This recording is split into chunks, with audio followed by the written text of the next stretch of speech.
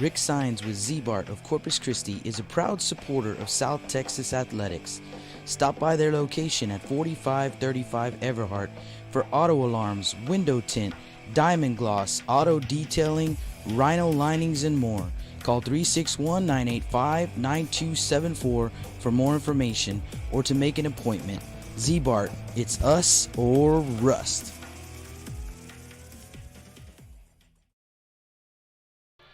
Good afternoon, high school baseball fans, and welcome to steamy hot Laredo, Texas. It's going to be a scorcher out here, but it's going to be a scorcher of a ball game, too, between two playoff perennial teams over here. The Calallen Wildcats hosting the Sinton Pirates, Jake Vasquez. And I got a special guest in the booth with me here today, Moody Baseball head coach Joe Cudillo. Joe's going to be joining me. Hey, Joe, welcome aboard. Oh, welcome. It's always good to be out here, man, in this playoff atmosphere. But it's just the great thing about baseball. Yeah, it is the best part. Playoff time, baby. Yeah, playoff time. That's what we've been saying, man. Playoff time, there ain't nothing quite like it. Yeah. The atmosphere, the crowd, the fans, and they were lined up here at the ballpark at noon, and it is hot.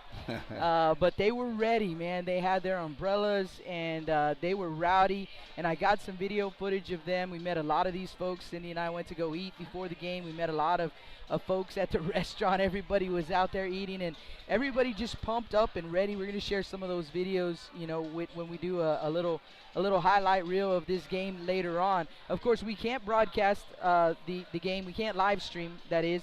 So audio only broadcast. And just a reminder, Rudy Trevino live right now with an audio broadcast, and I believe, let me see if we can get a score update on that game from Cabinet. Bottom 7, 8-8. 8-8.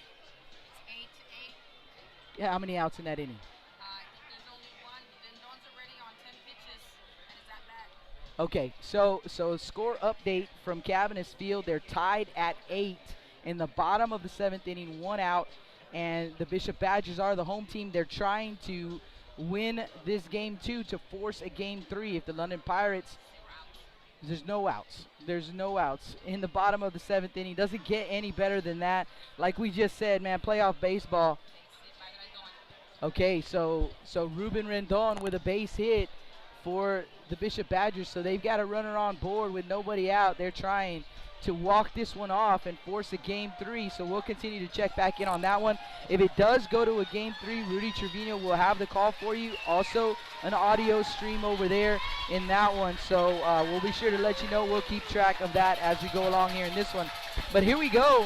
The Calallen Wildcats just did their in and outs. Here come the Sinton Pirates, and They're here. They're here both sides, but Sinton Pirates fans are really excited for the day, so they take the field for in and out. And we wanted to just give you a chance to hear that crowd, man. I'm telling you, they are pumped up. It's going to be rowdy. We're sitting out among the fans. Nothing but maroon everywhere you look in this ballpark. It's going to be a wild one. And let's talk about these two teams. You know, Sinton Pirates and the Calallen Wildcats, rich in playoff tradition. Both of these teams with 3 state titles. I mean, I was looking at the numbers earlier, Coach, and you know, it looks a lot like the blue and gold. Yes, sir. So, you know, these numbers are, they don't lie with these the perennial schools here. So it's gonna be a great one today. Let's talk first about the Sinton Pirates. They are the visitors in this ball game. 1 game only here in this round for these two teams. Winner goes to state, and the loser is done for the season. So a big, huge game between these two schools. And let's talk about the Sinton Pirates first. And let's get you the record for the Pirates. And give me a second. Let me bring that up here. For Sinton, and I had it up here. Here we go. Sinton Pirates, they are 32-4 overall this year, the winners of District 26 4A. And they have 3 state championships in 88, 89. So they went back to back. And in 2002 was the last time they won a state championship. They've gone to the state tournament 9 times. The last time was in 2017. and we were lucky enough to be there with those guys to do that call. Now the Pirates did lose in the state semifinal, and but they got to be itching to go back, and one win away here today. They can get this win, they will head back to the state tournament. And let's get you some records for the Calallen Wildcats as well. Again, Sinton Pirates under the direction of head coach Adrian Alanis, and the Wildcats under the direction of head coach Steve Chapman. And Coach Chapman said, you know, I don't want a picture of just me. I want my whole coaching staff in the picture that you put up. So you see all of his guys right there, and they are certainly super proud of what these guys have done this season as well. Calallen Wildcats 29-3-1 coming into this ball game out of District 31 4A, where they were the champions. And for the Calallen Wildcats, let me bring up their totals here. Kind enough to send me a whole slew of stats for the Calallen Wildcats, and they have gone to the state tournament 12 times. They also have 3 state championships.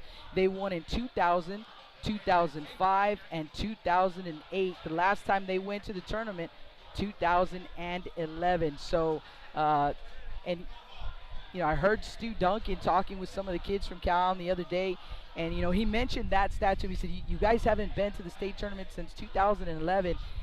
Seems like a long time for a Calallen Wildcat team." Yeah, definitely. But you know, they're always in that race and ready to go to the next level, which is Round Rock. But like I said, this one's going to be a good one where both teams been there several times, and it's a great feeling. But it's going to be an intense game today, and the most thing about it is you got to stay focused, you got to stay relaxed.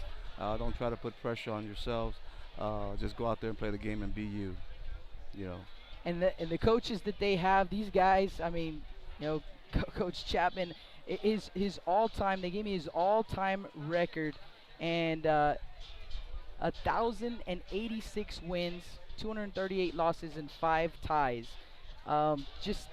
Just crazy. He is the second all-time winningest coach in Texas high school baseball history, and coming close, you know, number 1 is at 1,115 wins. So he's right there. He's right there, and you know, so the experience, and on the flip side over at Sinton, Coach Alanis, you know, the last time we were up at Dishfalk Field with the Sinton Pirates, you know, you walk into the press box and there is a picture of Adrian Alanis throwing the baseball when he played for Texas. You know, so it gives you this eerie sense, you know, when you walk in there and you see that, and you know that coach is out on the field now with his team, you know, trying to win a state championship. And so the experience, man, from both of those coaches, it's pretty phenomenal. So, you know, you mentioned, you know, trying to keep these guys calm and keep them within themselves, and you know, these two guys, I'm certain are going to know just what to say to these guys to keep them right there. And so just definitely expecting a great ball game. And I'd say we're about 20 minutes away from first pitch. The Pirates, you know, they're doing their in and outs right now. And so let's go ahead. Right now we're going to get you some starting records, and then we'll talk about the road to the regional final and how these two teams got there. So let's go ahead and do the starting lineup first for the visiting Sinton Pirates. Leading things off will be the center fielder, Rene Galvan, wearing number 4. Batting second is the catcher, number 5, Rylan Galvan. Batting third, the pitcher, number 3, Blake Mitchell. In the cleanup spot, playing right field, number 22, Cannon Chester. Batting fifth, the third baseman, number 12, Daniel Trevino. Batting sixth, the first baseman, number 24, Jaquay Stewart. Batting seventh, the shortstop, number 2, Braden Brown. Batting eighth, left fielder, number 7, Caden McCoy.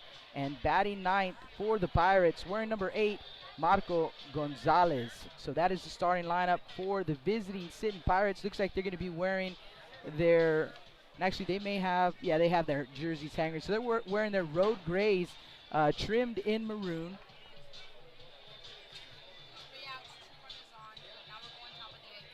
And just a real quick, sorry about that, real quick update. So they're going extra innings over at Cabanis Field, tied at 8 going into the top of the 8th inning. So we'll keep you posted on that one. So the Pirates wearing their road grays today, trimmed in maroon. Most of the guys got their pants hiked up, and they got the maroon stockings with the 3 white stripes on them. So maroon and white on both sides. And let's get you the starting lineup now for the home team, the Calallen Wildcats. Leading things off, wearing number 24, the shortstop, Luke Smith. Batting second, the right fielder, number 13, Colton McCreary. Batting third, first baseman, number 23, Ernest Valverde. And I believe Ernest is wearing number 33 today. So number 33, Ernest Valverde. In the cleanup spot, third baseman, number 5, Braden Sprenzel. Batting fifth, the catcher, number 8, A.J. Yepes. Batting sixth, the designated hitter, number 11, Roberto Perez. Perez will bat for the pitcher, number 19, Justin Lampkin. Batting seventh, the second baseman, number 12, Alex Salinas. Batting eighth, left fielder, number 2, Ethan Salinas. And batting ninth for the Wildcats, the center fielder, number 14, Tarek Hickman. Pretty good 9-hole hitter right there, Tarek Hickman, man. He's having quite a season, and so it's a pretty tough lineup on both sides. I've seen the Sinton Pirates this year, and they can absolutely smash the baseball, Coach. Yeah, it's definitely, like I said, but, I can always say is that good pitching, it beats good hitting.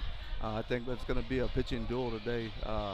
It's just in my thought, but like I said, anything can happen in a playoff game, a playoff series, one-game series, and it's who's going to put the ball in play today and advance runners and score runs. So, like I said, it's going to come down to that one hit, clutch hit, from anybody. Like I said, stats don't matter right now. In this game, it's about getting the clutch hit, getting your guy over 90 feet and getting him in. So I think that's been said by both coaches, and you just got to go out there and play the game. Absolutely. I want to say that it was Coach Yeager right before they went to the regional semifinal, and he said, at this stage, everybody's good. You don't get here by mistake. Everybody's good. Yes. And it's not going to be about who's the better team anymore. Yes, it's definitely about who's the better team that day, who makes the fewest mistakes, and so you would certainly agree with that then. Yeah, definitely. Yeah, who's gonna show up that day, and then you got to get those breaks as well, and that's part of baseball, and like I said, the best team that does that, it's gonna come out at the end. So. Like I said, we expect a great ball game today. Sinton Pirates ended up there in and out. So as you hear the fans with this beautiful field, nice turf field, the Veterans Field, it's I'd say Tecolotes baseball park. I guess this is where the Tecolotes play, the minor league ballpark. So it's a great atmosphere. I had not been out here, Coach, since they did the renovations. Now I want to say that the last time we were out here, they had already renovated the booth up here, the press box area, and I want to say that it was already a turf field, but they did a ton more renovations, like a brand new gate over there. Like it looks amazing. If you have not been out here, and that is the picture of the field that you're seeing, as we're doing our doing our broadcast here. The picture that you see, we took that today before any of the teams, before anybody arrived. Kind of the calm before the storm. And so that is what the field looks like, but I wish you guys could see, just it's beautiful. It looks pretty amazing out here. They've done so much renovations to it, and it was a pretty nice ballpark to begin with, but now just super sweet looking and a nostalgic place to play. I mean, this place has been here for a long, long time. Okay. Like you said, used to be the Tecolotes home ballpark, and so definitely a cool atmosphere. This game was supposed to be Thursday night in Corpus at Whataburger Field, and they brought it out here, but they picked a good one. And I heard that it was they were looking at having it at Unitrade Stadium, and the reason that they could not is there's a concert there tonight. I think that was true, but like I said, we thank also the Laredo Independent School District, and the city of Laredo, having people here to work and just have this facility ready for us. So it's like I said, a great stadium. And here come the umpires. They're going to meet with the coaches. So let's talk a little bit. Let's give some numbers here on this pitching matchup. Justin Lampkin and Blake Mitchell. And let's give some numbers on both of these young men. Let's start with Blake Mitchell. Let me bring up the stats on Mitchell. Give me a second here. So Blake Mitchell, he comes in and He is 4-0 on the season. 0.21 ERA, 53 strikeouts for Blake Mitchell, and he gets the nod here to start the ball game. Now we you know that we may see a couple of different pitches. It's Yes. all hands on deck here in this one because it's a winner go home type situation. But Blake Mitchell, he gets the start here in this ball game, and I want to say that Blake Mitchell, he is a sophomore. That is correct. So Mitchell, the sophomore, he'll get the start. You know, just kind of a perspective, you know, of the Pirates. And you look at the ERA of this staff. This is the staff ERA for the season. As a staff, 0.80 ERA, 352 strikeouts in 227 innings. Wow. Pretty impressive. Very impressive. Pretty impressive stuff right there. And let's have a look on the flip side. Let's have a look at the young man that is on the bump for the Calallen Wildcats. And that young man, Justin Lampkin, let's see if these are his, yes, these are his season stats. So Lampkin, he is 11-0 on the season, 76 and a third innings pitched. And the ERA is 0.82 for Lampkin. And trying to look out for the number of strikeouts, 156 strikeouts for Justin Lampkin. So pretty impressive. And let's give you their numbers for the Cal Wildcats as a staff as well. So the Wildcats as a staff, earned run average 1.23 ERA as a staff, and again as a staff 239 strikeouts as a staff. So again, I mean, Yeah. you said it already, Coach. Pitcher's duel. That's duel. your Nice. guess on this one, and I'm not going to go against that at all.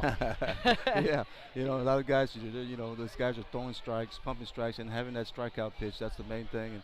And you know, of course, as a hitter, you're out there, and you got to see that pitch coming from different direction and different speeds, and you got to make that adjustment as a hitter. But like I said, both pitching staffs, man, they do a great job. So Lampkin versus Mitchell here in this one. And again, we're probably about 10 minutes away. I think they're getting ready to do starting lineup. So while they do that, we will take a quick break. And when we come back, we'll have the national anthem and first pitch. You guys don't go anywhere. Blast Vision live from Veterans Field here in Laredo for the Class 4A Region 4 final.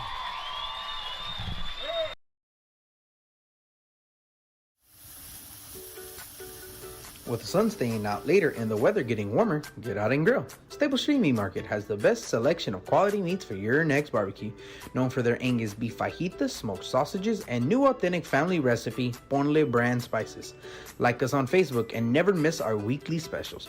We're located at 7626 South Staple Street, number 111 in Kings Crossing. But coming soon, our new location at 7418 South Staple Street is set to open in early 2022. Staple Street Meat Market, proud supporters of South Texas Athletics.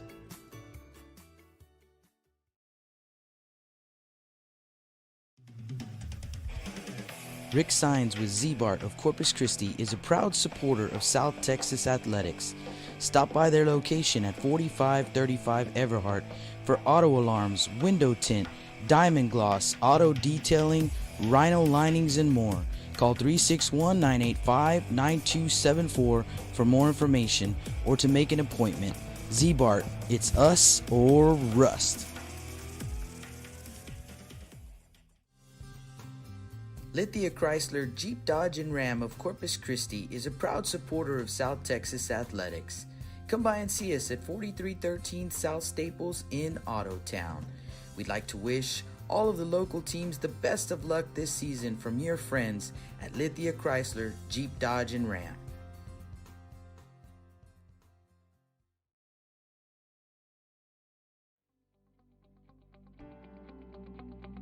$361hsblast.com, your newest source for Coastal Bend 5A baseball and football news. Matt Rogers, Jake Vasquez, George Vondercheck, Stu Duncan, and Pete Garcia, positively spotlighting student athletes, coaches, programs, and schools through insightful features, video, game stories, stats, fan polls, schedules, rosters, and so much more. You can find us on Facebook Twitter, and Instagram. 361hsblast.com. Come check us out. Johnny Luna with Auto Nation Chevrolet, Cadillac, GMC, and Buick, inviting everyone into the dealership to take a look at the inventory, including brand new 2021 models. But wait, there's more. Auto Nation also has the biggest selection of pre-owned cars in town. Free window tint with purchase of any vehicle when you mention you heard this ad on Blast Vision Live. Come and get sold and rolled. When I think of Snowball, I think of the hot Corpus summers of my childhood and trips to the original Snowball located at 3830 Baldwin. And now, Snowball 2 has taken that Corpus Christi staple to the south side. Located at 7114 Saratoga, they're your one-stop shop for your favorite snacks. Frito pies, hot Cheetos and cheese, hot dogs, pickles, candy apples, and ice cream. And of course, those amazing snowballs you remember from back when you were a kid.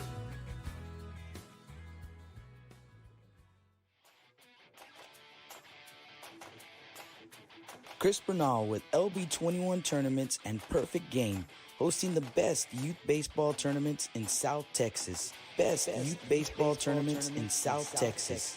LB21, supporting youth baseball in the Coastal Bend area.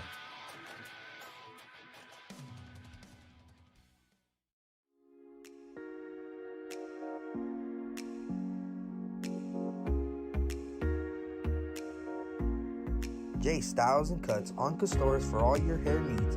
Call them at 361-854-7246 to make an appointment today. J Styles and Cuts, proud supporters of South Texas baseball.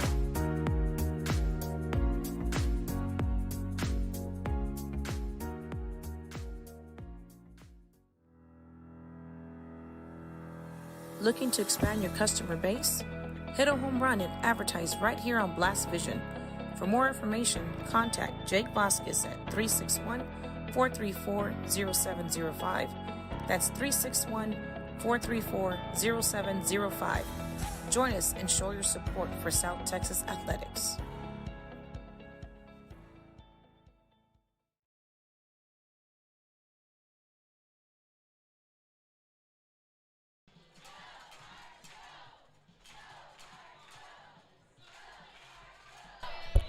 Welcome back. Stable Street Meat Market broadcast booth. Jake Vasquez and Coach Joe Cudillo in the booth with you for this ball game, and trying to get you a little bit of the audio so you can hear Pirate fans.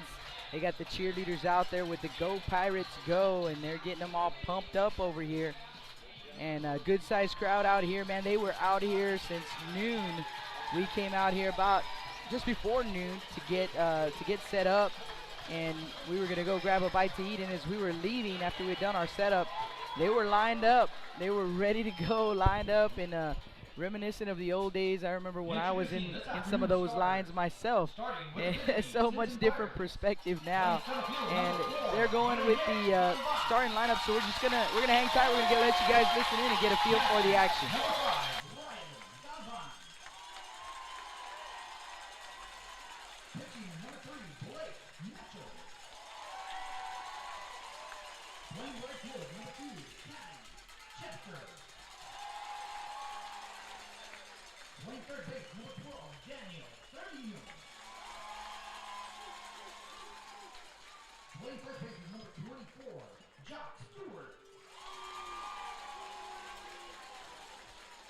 Shortstop is number 2, Braden Sprenzel. Playing left field, number 7, King McCoy.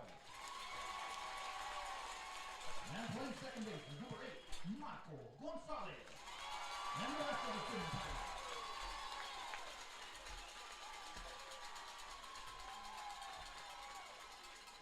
And now your starters for the home team, the Calallen Wildcats. Playing shortstop is number 24, Luke. Playing right field, number 13, Colton McCrary.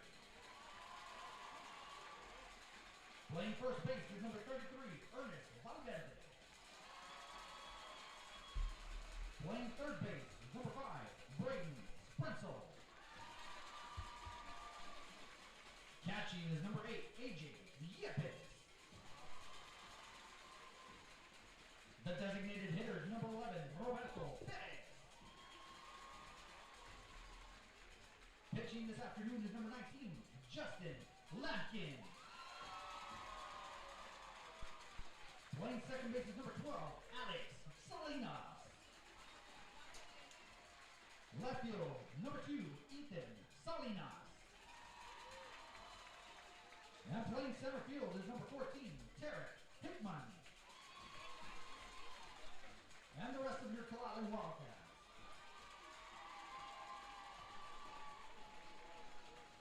At this time, we ask everyone to please rise for the playing of the national anthem.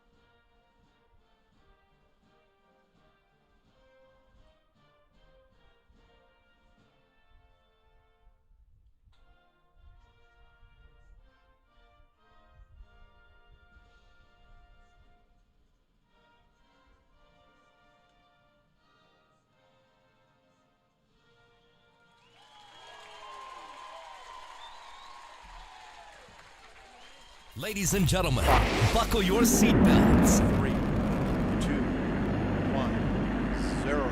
It's game time. Lift off. So sit back and enjoy the ride right here on Blast Vision.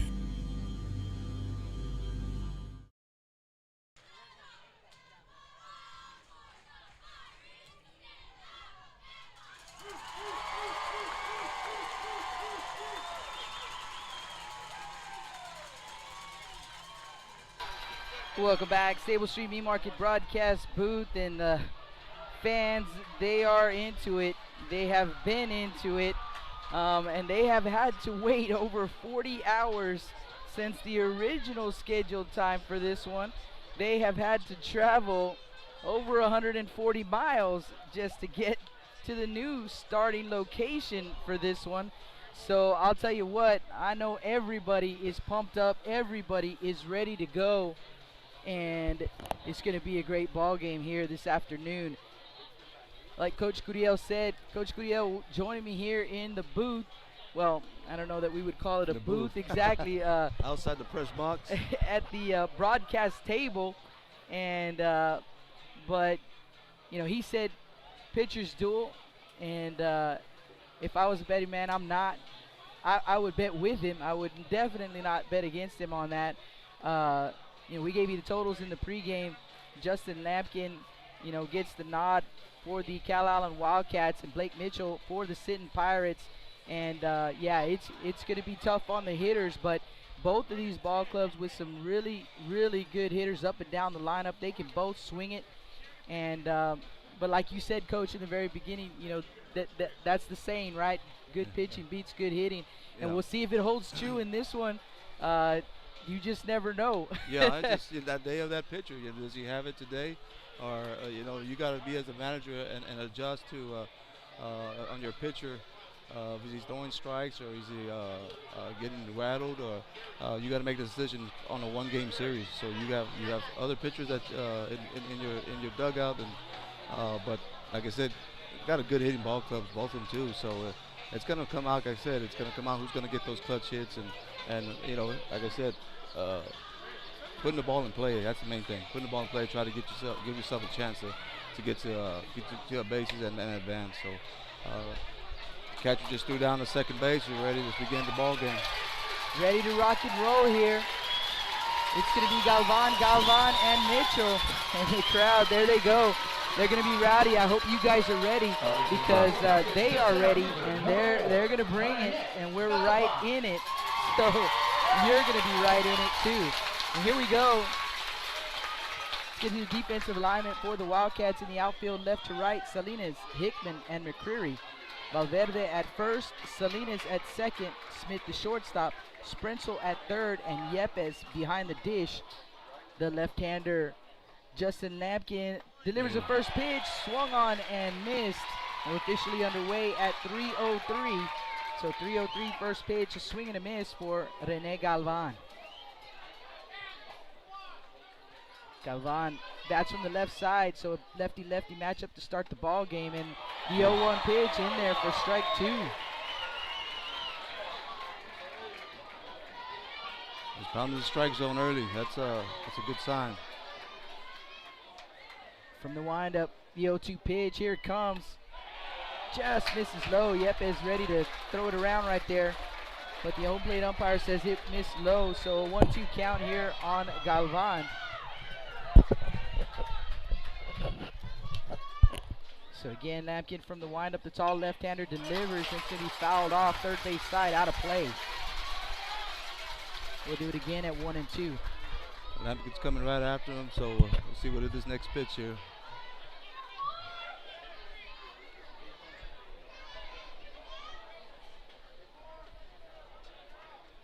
Another 1-2, here it comes, and he misses up and out.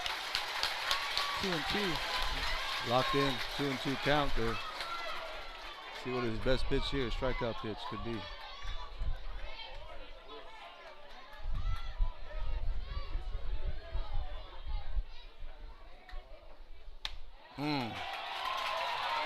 Strike three called. Got the outer half of the zone right there, did Lampkin. And Galvan will go down looking for the first out of the inning. It's going to bring up twin brother Rylan Galvan. And Galvan, the catcher today, with Mitchell on the mound. So Rylan will dig in for the first time. Yeah.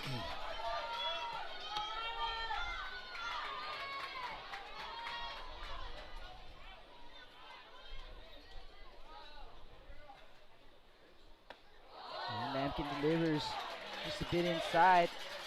Had him backing him, kind of backing him up off the plate right there. But he misses too far inside with the pitch. So a 1-0 count here on Galvan.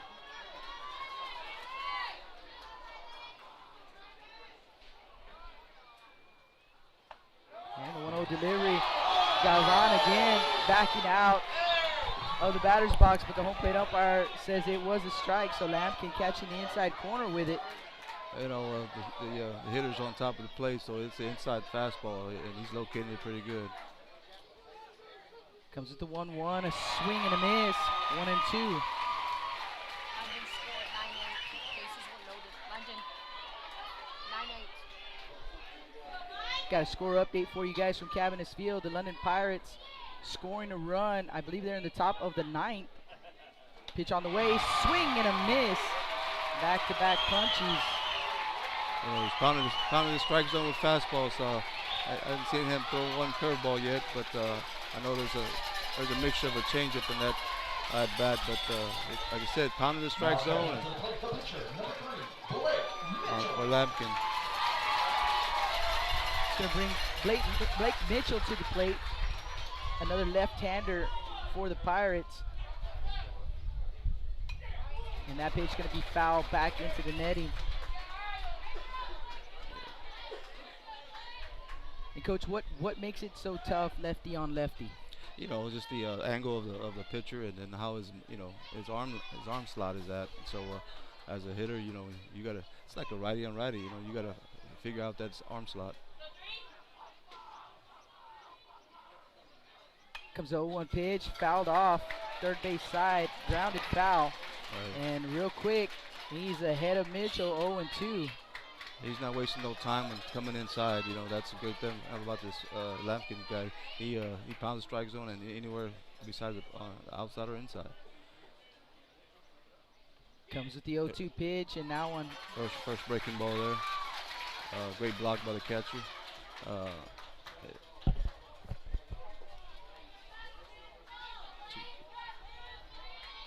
1-2 count here.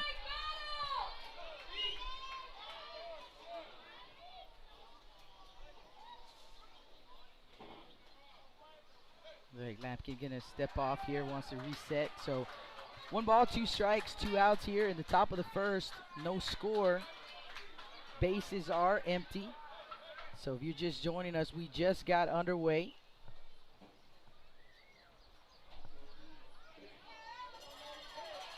Oh, just a cat and mouse battle here. Yeah. You know, pausing up there at the top of the mound with Lampkin and the hitter. 2 timeouts called. Hopefully he'll see a pitch here in a 1-2 count. And we will. And it is going to miss for ball 2. So a 2-2 count on Mitchell. And they're hit by a pitch walk-in. 10-8 London. 10-8 London is the latest update. Deuces are wild here. Deuces are wild here. Yeah, 2 balls, 2 strikes, 2 outs. Comes the pitch, ground ball, right side. Salinas, the second baseman, has it over to Valverde at first. 4-3 on the putout. And the Pirates go in order. No runs, no hits, no errors. No one left on base, no score. Wildcats coming to bat. When we come back, you guys stay put. Blast Vision Live from Veterans Field here in Laredo.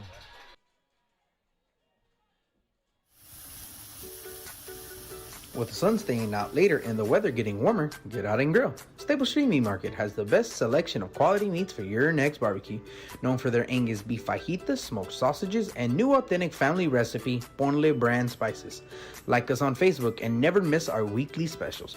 We're located at 7626 South Staple Street, number 111 in Kings Crossing. But coming soon, our new location at 7418 South Staple Street is set to open in early 2022. Staple Street Meat Market, proud supporters of South Texas Athletics.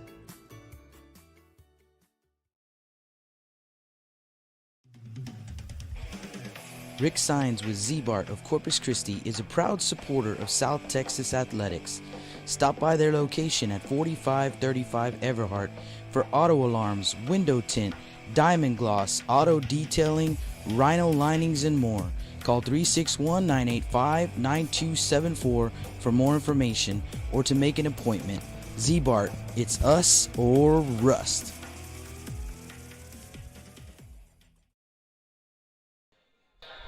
Welcome back to the Staple Street Meat Market broadcast booth.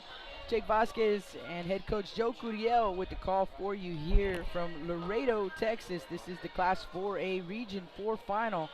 Winner has a date next week at the state tournament, and the loser of this ball game is done for the season. So a big ball game here for these 2 ball clubs, and now we will see the Calallen Wildcats at the plate, the Sinton Pirates on the field. Let's get you the defensive alignment for the Pirates. In the outfield, left to right, McCoy, Galvan, and Chester.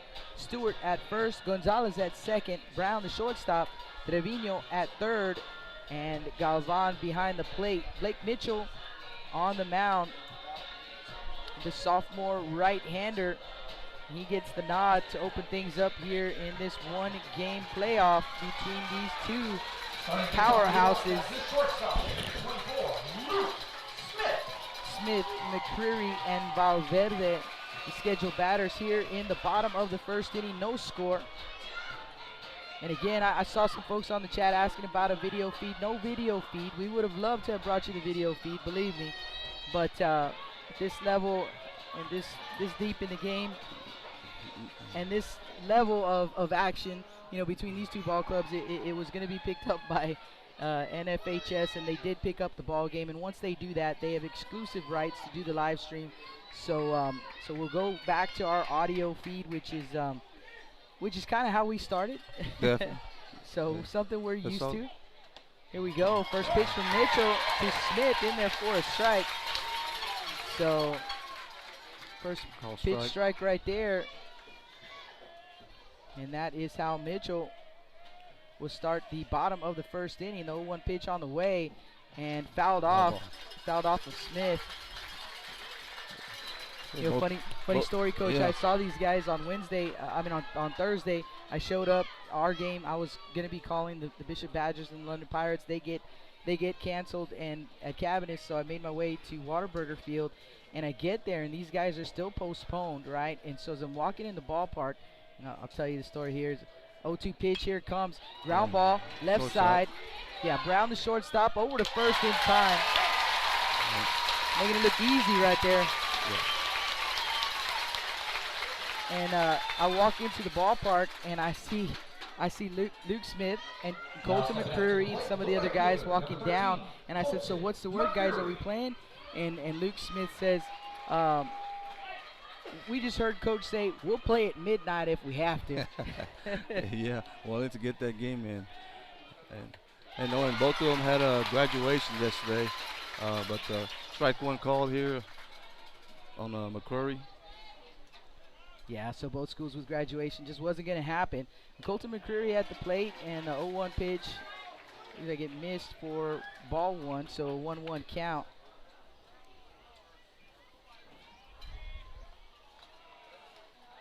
Swing and a miss.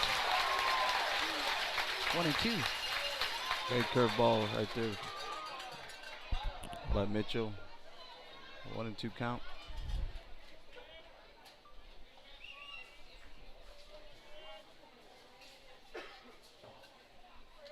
One-two pitch, grounded. Another ball to shortstop. Tough play. There it is. Oh, what a play.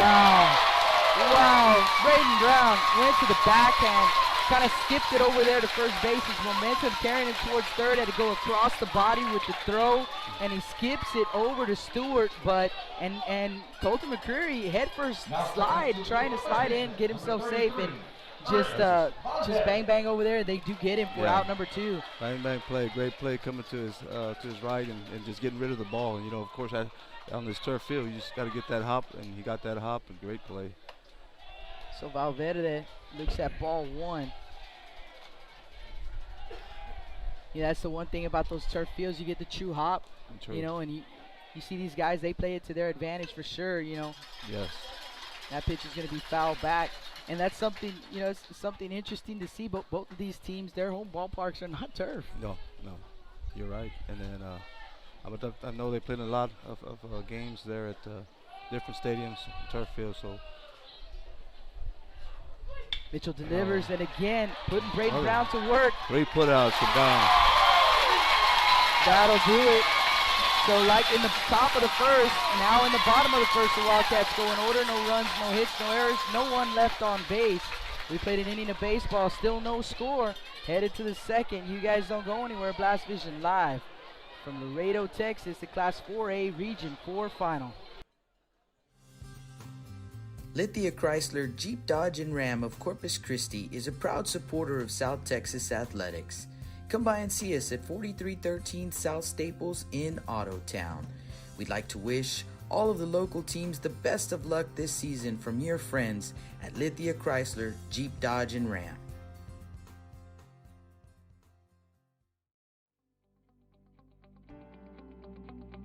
.361hsblast.com, your newest source for Coastal Bend 5A baseball and football news. Matt Rogers, Jake Vasquez, George Vondercheck, Stu Duncan, and Pete Garcia, positively spotlighting student athletes, coaches, programs, and schools through insightful features, video, game stories, stats, fan polls, schedules, rosters, and so much more. You can find us on Facebook, Twitter, and Instagram. 361hsblast.com. Come check us out.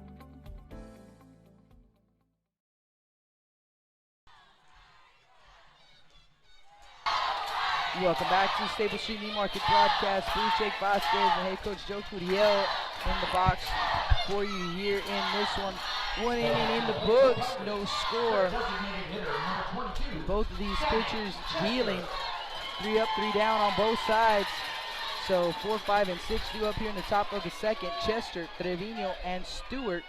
And again, the tall lefty, Justin Lampkin, on the bump for the Wildcats. Score update from Cabinets here in just a second. First pitch to Chester in there for a strike. These guys are both pounding the inside part of the plate and getting that established early, so that's a great thing. Pumping strikes.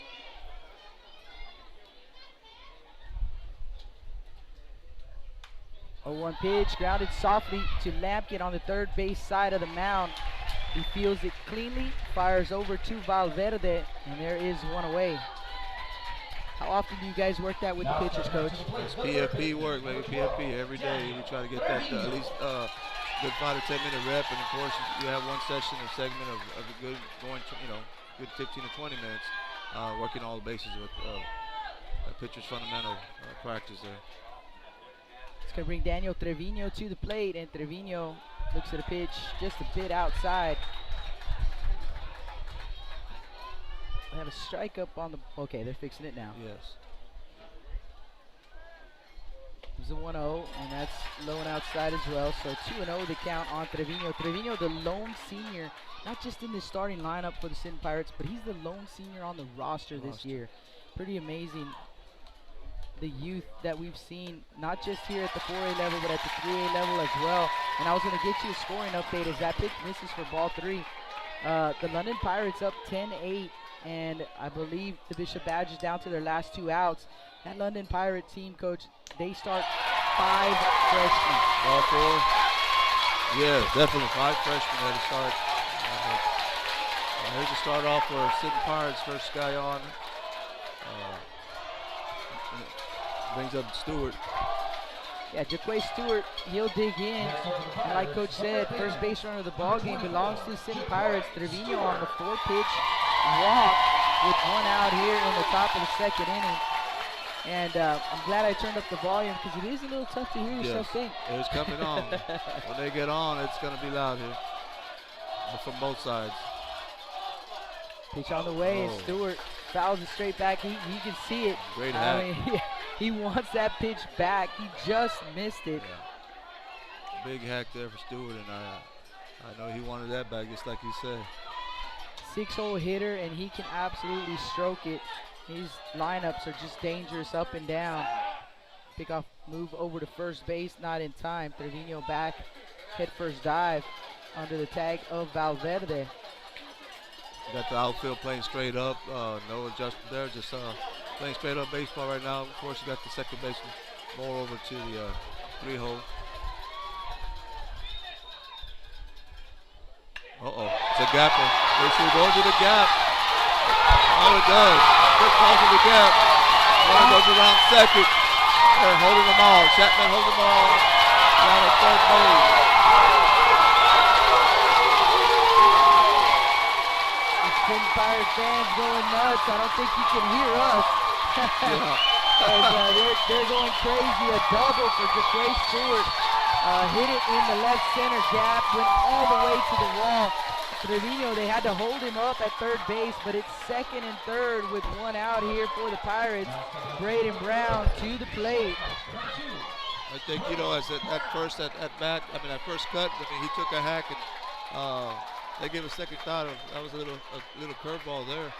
Stayed on it, took it down to the opposite field, left center gap.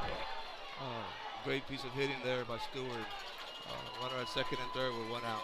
I want to say in that game last week that we did on Friday night, game 2 of the series against Coloso Midway, Jaquay Stewart was 3 for 3 in that ball game. And I want to say that if not 2 of them, maybe all 3 of them were extra base hits. Coach, they pounded out 18 hits, I think. Yeah. They can stroke it. Braden Brown to the plate. Middle infield in. Here's a squeeze. It was going on to be a safety squeeze by Alanis there from Sinton Pirates. Brown fouls it off into the netting. So an 0-1 count on Braden Brown. We got the infield, middle infield. They're playing a little bit more than halfway, but that first and third guys up. See what happens here.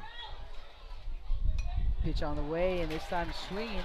He fouls it back, so behind in the count 0-2. And a final from Cabinets Field. Congratulations to the London Pirates punching their ticket. This will be their first ever trip to the state tournament, Coach. Pretty amazing stuff that they're doing. They start 5 freshmen in that ball club. It's crazy. Yes. But here we go. 0-2 pitch. Foul ball down the line. Foul ball. Yes, definitely. With those freshmen coming in, just playing together. I guess when they started playing ball, those guys stuck together and stayed in that community. Awesome. The Pirate fans, man, they're rowdy.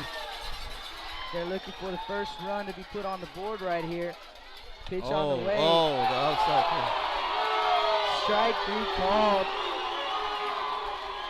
Lampkin hits the outside corner. Naturally, the Sinton fans did not like it. But a strike 3 called on Braden Brown, 2-away. It's going to bring up Colton McCoy. You're close. You're around the phone booth in this game of pitching. You're gonna get calls like that. But if you're early off, not throwing strikes, you won't get those calls. But that's a borderline call, and he's calling those pitches from both sides. Timeout called. Timeout called at the plate. Caden McCoy, the sophomore left fielder, at the plate, and they're going to talk it over. While we have a quick break in the action, I want to congratulate the Bishop Badgers on an amazing season. I mean, those guys have been to the regional final 3 of the last 3 times that anyone could go to the regional final. Yeah. They have been there, still trying to figure out a way to punch their ticket to the state tournament. But man, they're a young ball club as well, Coach. A lot of the big time players that they have on that ball club are coming back. They're going to lose some seniors, but certainly will be back in the mix, and we want to congratulate them and their coaching staff and their fans. We will see you guys next year. That pitch low and inside, so a 1-0 count to McCoy. Some great fans over in Bishop, some great fans in London, and we're seeing some great fans here. These 2 ball clubs as well. It's great, yes. Here comes the 1-0 pitch to McCoy. Swing and a miss. There's that off speed we're talking about. You're sitting on dead red fastball right there. A great pitcher will throw a great pitch like that.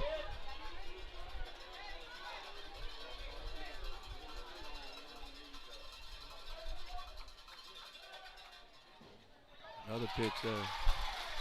Change up low.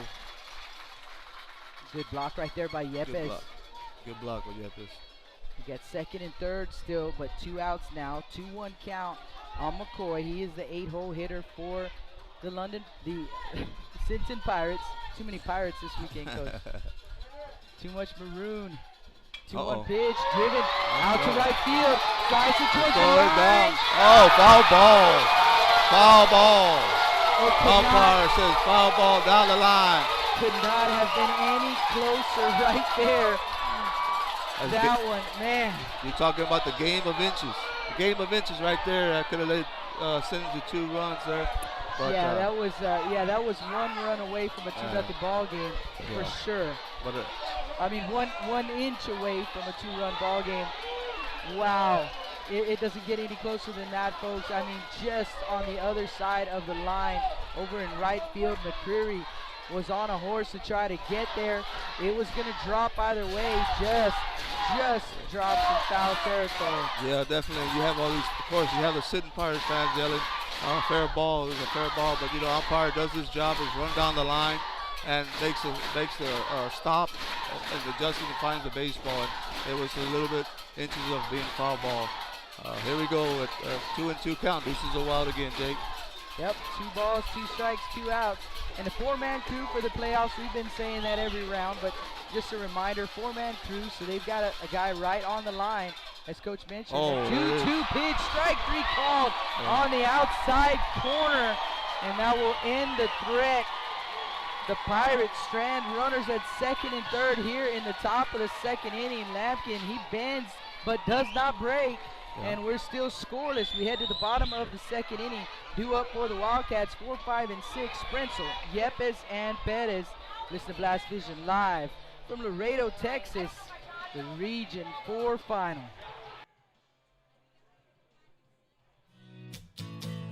Johnny Luna with Auto Nation Chevrolet, Cadillac, GMC, and Buick, inviting everyone into the dealership to take a look at the inventory, including brand new 2021 models. But wait, there's more. Auto Nation also has the biggest selection of pre-owned cars in town. Free window tint with purchase of any vehicle when you mention you heard this ad on Blast Vision Live. Come and get sold and rolled.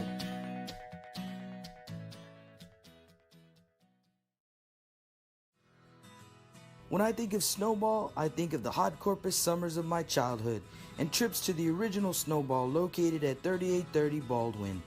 And now, Snowball 2 has taken that Corpus Christi staple to the south side.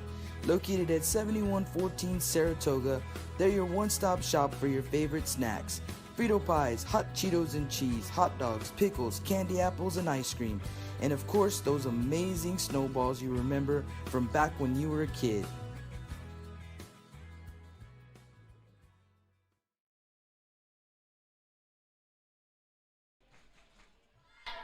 Welcome back. Stable Street Meat Market broadcast booth. Jake Vasquez and head coach Joe Cudillo joining me for the call for you here. Man, this one already full of excitement. And a nothing ball game as we head to the bottom of the second inning. Sprenzel, Yepes, and Perez due up. Blake Mitchell back out on the mound. And here we go.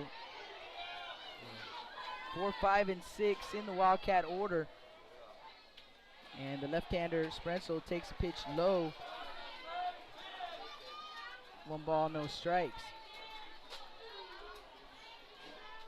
Mitchell fans the glove. He comes from the windup and he delivers a strike on the outer half. So 1-1 to count. You know, that outfield is playing pretty close up there, as you see, Jake. Yeah, the center fielder, I just noticed that as well. There's that PFP right there, pitcher's practice. Get rid of it. Yes, sir. Makes the play. So Mitchell fielded it in front of the mound on the third base side. Took a big hop. He had to wait for it to come down, but like Coach said, he took his time, stepped, and made a good throw, one away. A.J. Yepes to the plate. A.J. Yepes. You know, this field is pretty big out here for you know, playing up that close. If that ball's hit over your head, you're running a long ways. Nice breaking pitch right there. Catching the strike zone. And you know, as each coach does their scouting report, you know, you adjust to each hitter. So that's the adjustment that the coaches make for the outfield and infield. Second pitch for ball 2. Or 1-1. Correction.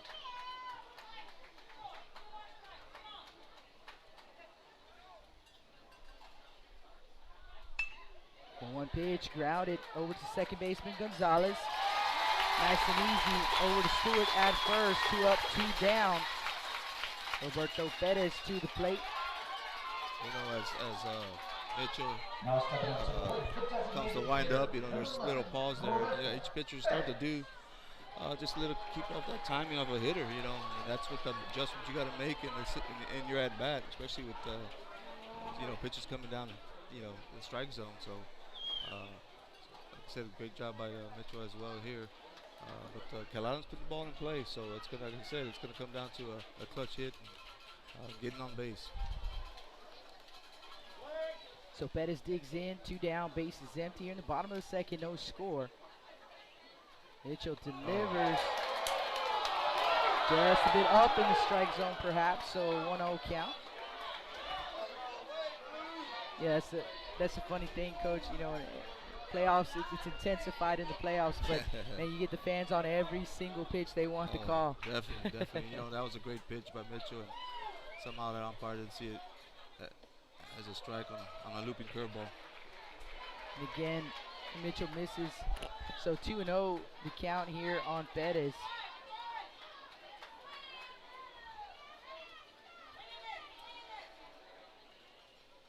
From the windup, that pause that you were talking about right there, and he delivers a strike. Definitely. So 2-1 to count here on Perez. And again, congratulations to the London Pirates, their first ever trip to the state tournament. And I'll tell you a funny story about them as well here. 2-1 pitch, grounded left side. Stewart bobbles it and tries to pitch it to Mitchell covering first base, but over Mitchell's head. So the Wildcats with their first base runner on an error by first baseman Stewart. You know, that's like the PFP that we do as well, as all teams do. You know, hit the ball to the first baseman and pitchers covering first base. It was a true bounce, and the guy, I guess he overlooked it too early, and Stewart tossed the ball too high for Mitchell, and the guy equals, getting on base at first. So runner at first base with 2 outs. The batter is Alex Salinas, and Mitchell delivers strike 1.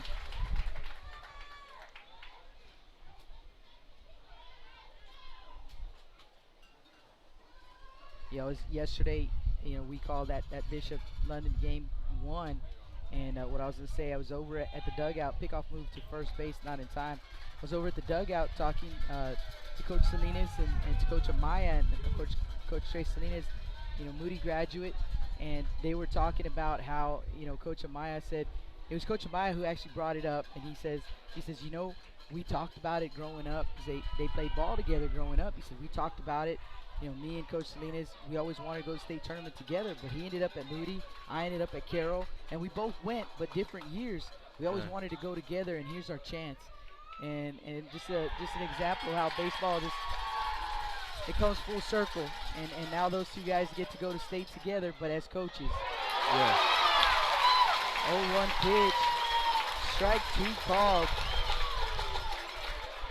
We got a lot of distraction going on over there in the first base box over there with umpire, and I was just trying to see what was going on. I guess a little runner on the move. Here comes the pitch, swing and a miss, and Mitchell's pumped up, coming off the mound as he strikes out Salinas for out number 3. So here we go, 2 innings in the books, no score for the Wildcats, no runs, no hits, no errors, one error, and 1 man left on base. Gonzalez, Galvan, and Galvan, 9-1 and 2 coming up when we come back. Blast Vision live from Laredo, Texas.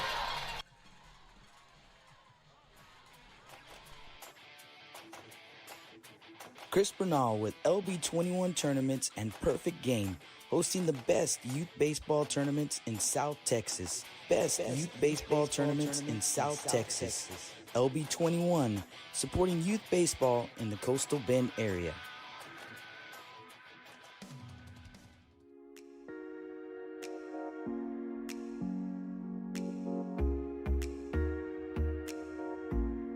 J Styles and Cuts on Castores for all your hair needs.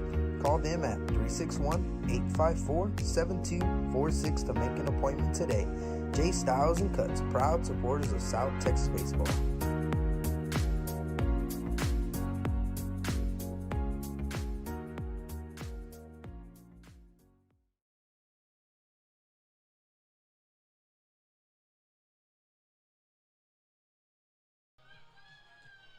Welcome back, Stable Street Meat Market broadcast booth, and we had a question coming up again so the stream isn't coming through, and it's not your feed, guys. It's just that we don't have the stream.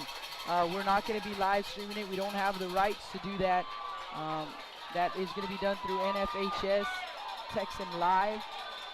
So if you want the live stream, that's where you'll find it. I haven't had a chance to check the chat, but I'll check in and see what you guys are doing over there. But we got a phone call on my cell phone asking about it. First pitch swinging here for Marco Gonzalez, and he fouls it back out of play.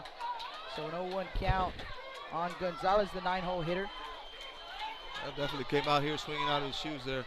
Like I said, they know Lampkin's pumping strikes, so see what happens here on the second pitch.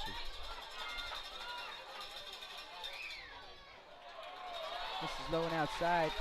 Ball and strike. There's that off speed, mixing it up there, change up.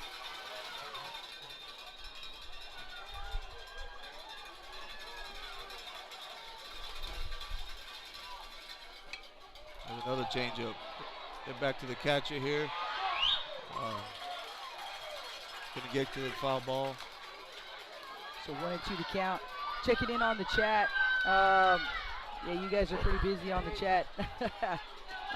Big G official checking in. Bessie Sanchez, and yes, again, it will be audio only. Crazy highlights. Checking for the website to stream it. It is Texan Live, and as Andrew Barrera mentioned, it is $10 to stream it, but Texan Live does have it. 1-2 pitch. This is up for ball 2, so 2-2 the count. Miss Rita Alanis listening and streaming, and there is a delay, and that's what I had heard.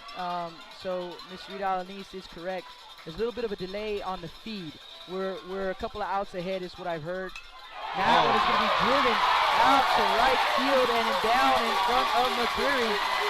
So Marco Gonzalez with a leadoff single for the Pirates here in the top of the third. Definitely. Dino hitter Marco Gonzalez puts some good hitting there. You know, outside pitch, going with the pitch. Gets that good knock there. Yeah, Coach, didn't try to do too much, just went with the pitch from Lampkin. Drove it into right field, gets himself a base knock, and the leadoff man is on here for the Pirates. And the top of the order due up here, Rene Galvan will dig in for the second time. 0 for 1 with a strikeout, and the throw goes to first base. So Gonzalez will have to hit the turf.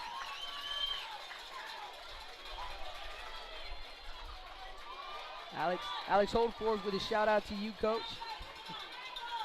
Oh, how you guys doing out there? You know, a lot of guys on the chat just like to welcome you guys coming.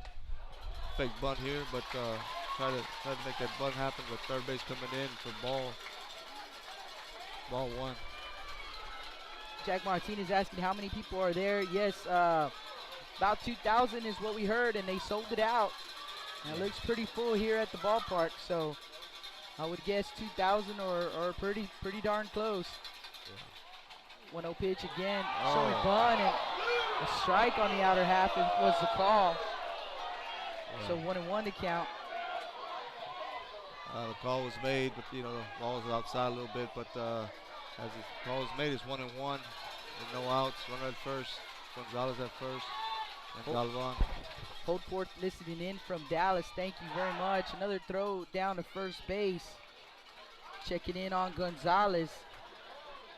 And Stephen Smith checking in, says it's a bit tough to hear us over the crowd. I did lower that crowd mic a little bit more. Hopefully we'll get a little better. Maybe you guys can let us know if it is a little bit better for you. Again, showing There's bunt. a bunt. Gets bunt. it down. Nobody at third. Now the Wildcats head up, realizing nobody was at third base, but a great job there by Sprenzel.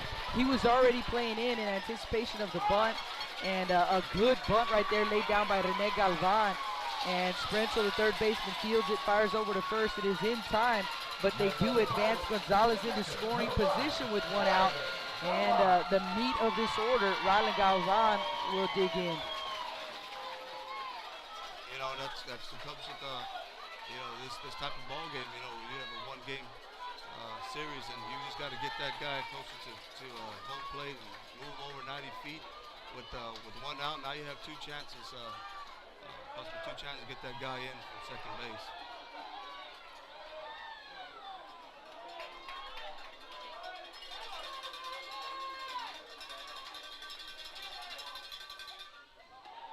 First pitch to Galvan, misses up. Rylan is 0 for 1 in the ball game, also with a strikeout. First pitch, curveball up high, so good hitter at Galvan here at the plate. Outfield straight up, infield playing regular. Second base shaded up the middle.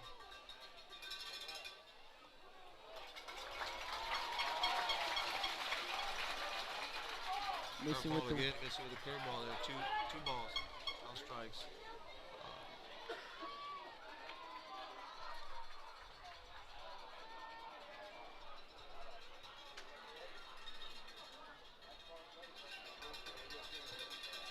Yeah, the question checking in about Calallen softball. Now, last we heard about the softball, and there it is right there, Edward Yanez. They're down 10-3, top of the 7th. They were in a lightning delay for a good long while, and they weren't down quite by that many runs the last time I had checked in, but top of the 7th, it sounds like they are down 10-3 according to Edward Yanez. And again, Lampkin missing, so 3-0 the count here on Rylan Galvan. First base is open, but you got Mitchell and Chester and Trevino and Stewart to follow, so it's kind of pick your poison right here. Yeah, you got 3-0 count. I think Eloise getting probably the green light here. Good hitter doesn't go on. Oh, he did, and he jammed him. Little pop-up. Second baseman Salina is going to make the grab just behind the mound. just on the infield green. And like Coach said, yeah, he jammed him, gave him the green light right there, did Coach Alanis, like you said. And that's a darn good hitter right there, so he gave him the green light. But Lampkin does a great job, jams him, and he gets him to pop up in the infield. So 2 away here for Blake Mitchell. Yeah, you just go back and, you got your great hitter up there, and hopefully he has a great at-bat with 3-0 count and hits a selected pitch, but that fastball ran inside of him. First pitch to, is this Mitchell? Mitchell. Yeah, swing and a miss for strike 1. Out.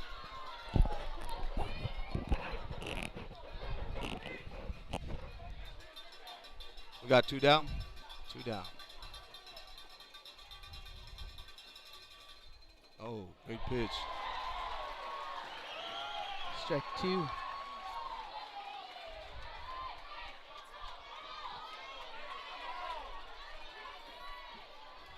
Got 2 strikes, 2 outs, runner at second, which was Gonzalez.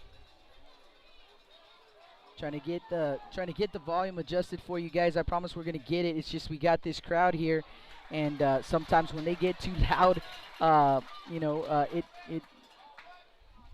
it overheats over here. It rattles. This is about 100 degrees right now out here. Yeah, I'm a little bit overheated. I'm not gonna lie. 1-2 count, and we're getting the thumbs up from our QC over here, quality or QA, our quality assurance girl. That one is gonna be fouled off, so we'll do it again at 1 and 2. Blake Mitchell at the plate. You got Marco Gonzalez over at second base for the Pirates. Still no score here in the top of the 3rd. And I don't know what is going on over there, but I'm getting notifications. I want to make sure everything is okay on the everything okay over there, QC?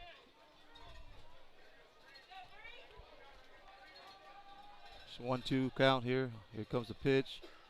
Oh, outside fastball called ball. 2-2.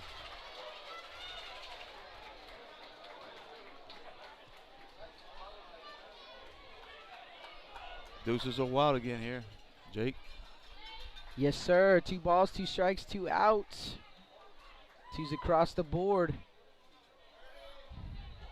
And Lampkin steps off, or perhaps a timeout called at the plate. I was looking down for just a second. I don't know which happened, but either way, we're going to have a break in the action. I'll check up on the chat here again. Javier Guzman checking in.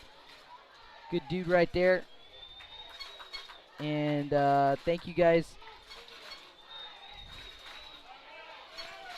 Thank you, Marty Contreras. Also, hopefully we got that checked out, and yes, it looks like much better now.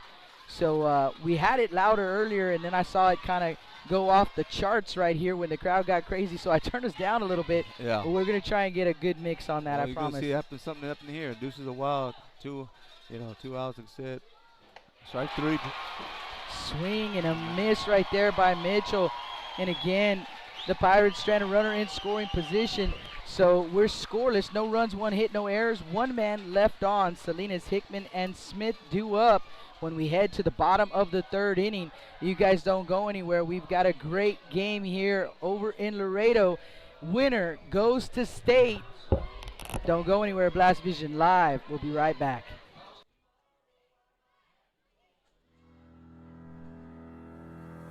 Looking to expand your customer base? Hit a home run and advertise right here on Blast Vision. For more information, contact Jake Vasquez at 361-434-0705. That's 361-434-0705. Join us and show your support for South Texas Athletics.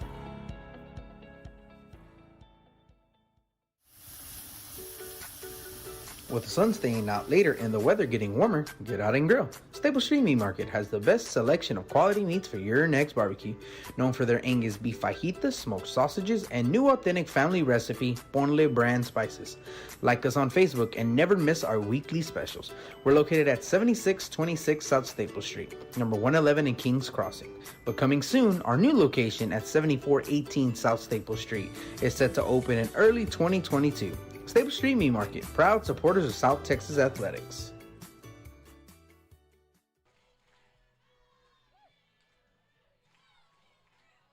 Welcome back to the Stable Street Meat Market broadcast booth. Jake Vasquez and head coach Joe Cudillo with the call for you in this ball game.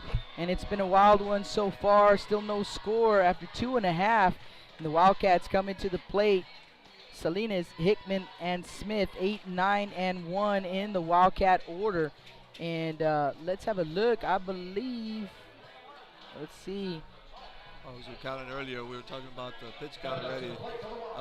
Mitchell has 23 pitches, while Lampkin has 50 pitches, and going on the bottom of the third. So we'll see here how the pitch count is going to matter in this ball game, and how is it going to affect each team. So. And just a reminder, that pitch count, it's unofficial. I may miss one here or two. You know, sometimes I'm usually pretty good, but we don't have an official pitch count here. That normally some stadiums they'll announce it. Correct. They don't do it here, but we should be pretty close right there. Yeah, right around the area for sure. So Ethan Salinas will dig in. First pitch swinging, fouls it off. Blake Mitchell back out on the mound. Attacking that inside part of the strike zone and jamming pretty much Sanchez, but he's taking a hack.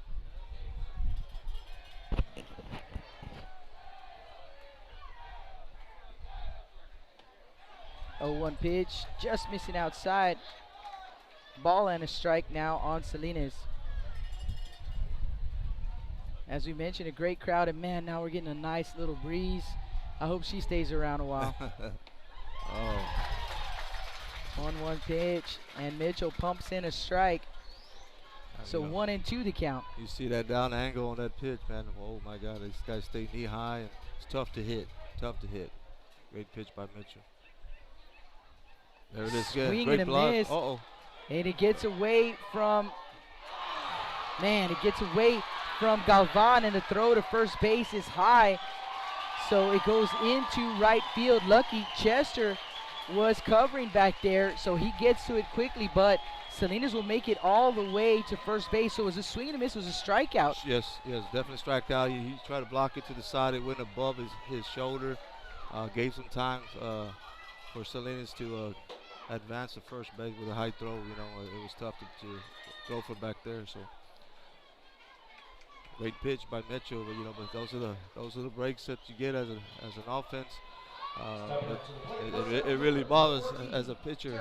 We couldn't get that strikeout, but we got to move on. There we are. And not just do you not get the strikeout here, but the throwing error. Now you got Salinas at second base and in scoring position with nobody out. Correct. And Tarek Hickman, like I said, man, up and down this order for both of these clubs, they can swing it. Hickman showing bunt, and looks like he did stab at it. So, or maybe just a strike called. No, it was a good pitch, by Mitchell, curveball, and he tried to go down with it to bunt, to sacrifice Sanchez over there, but called strike 1.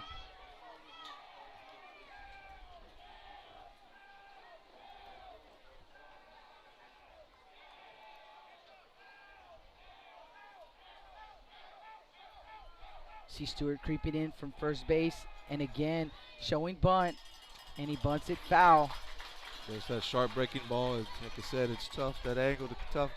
He's trying to go down with it, instead of taking the pitch. He's trying to bunt that pitch, and it's already hitting the ground. Stabbing at it. He fouls it back to behind the backstop here. So here we go with 0-2 count. See what Chapman does with Hickman. Situation here, runner at second base. Lately Hickman's been hitting the baseball. He absolutely has.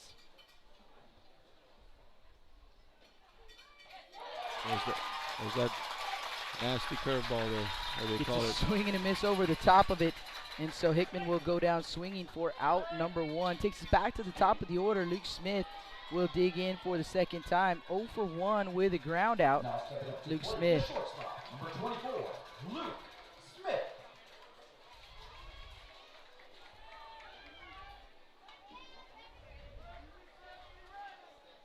So Smith will dig in.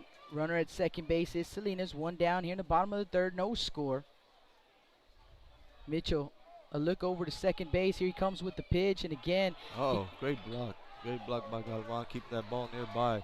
Keeps that runner Sanchez close to that bag. Or he attempted to go to third base, but he thought about it. Yes. He thought about it on Definitely. that breaking pitch right there.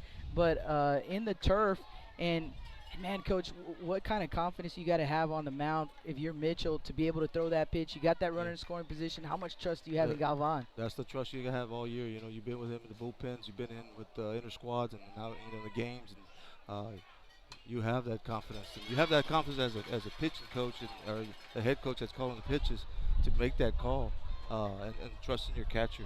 And that's a great job by Galvan. That pitch, he came in on the hands there, Smith, and Smith just kind of fights it off, fouls it back.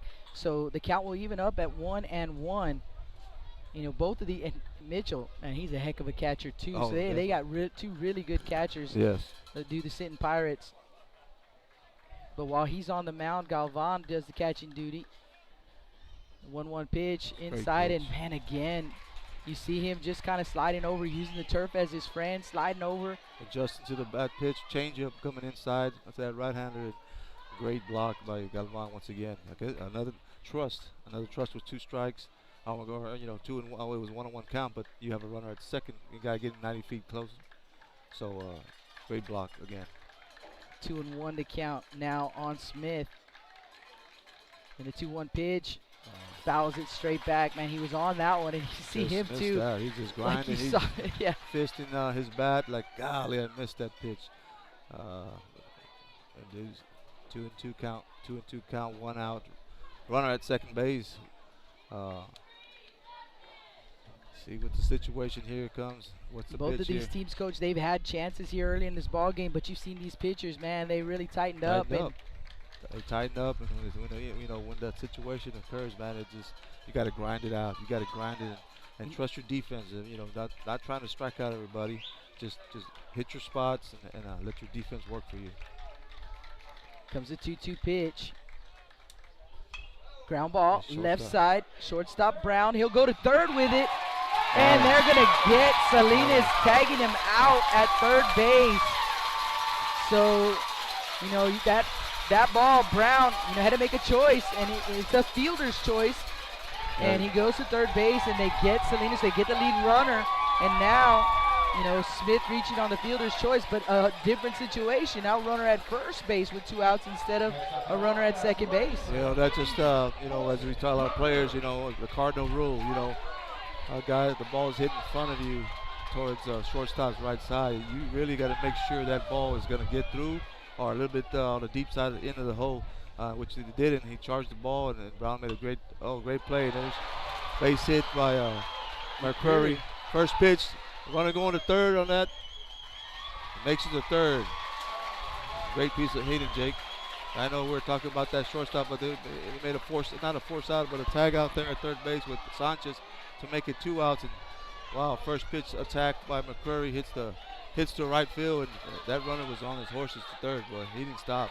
Yeah, Smith absolutely, he was flying, and he makes it first to third on that last play. So first and third with 2 outs for Ernest Valverde. So Ernest will dig in from the left side, and Ernest, he is 0 for 1 with a grounded out to Brown, the shortstop, his first time up. This is where we talk about. This is the clutch hitting that you need. Number 3-0 hitter, and then you got your pitcher dealing with 2 outs. You see what happens here on pitch number 1. Great block again. Wow. Again, Galvan, man, he is working back there, putting in the work, and he blocks another pitch for Mitchell, and a 1-0 count here on Valverde. So McCreary at first, Smith at third.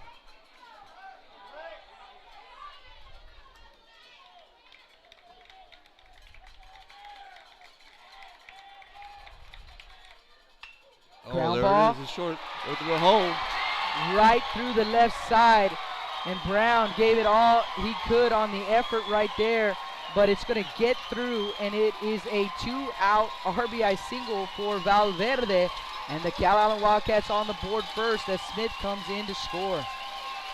Great piece of hitting there, Jake. Outside pitch, didn't try to pull, just went with a pitch and hit the ball hard enough just to go through Brown, which he pretty much he was playing towards the middle, which the last at bat, Valverde hit it straight at him. This time he went a little bit more to his right-hand side, so they got I a don't great think he job. could have rolled it any better, Coach. It was just one of those CNI singles just CNI found single. its way. Yes. So in is Smith and 1-0 Wildcats. Braden Sprenzel to the plate, and Sprenzel looks at ball one.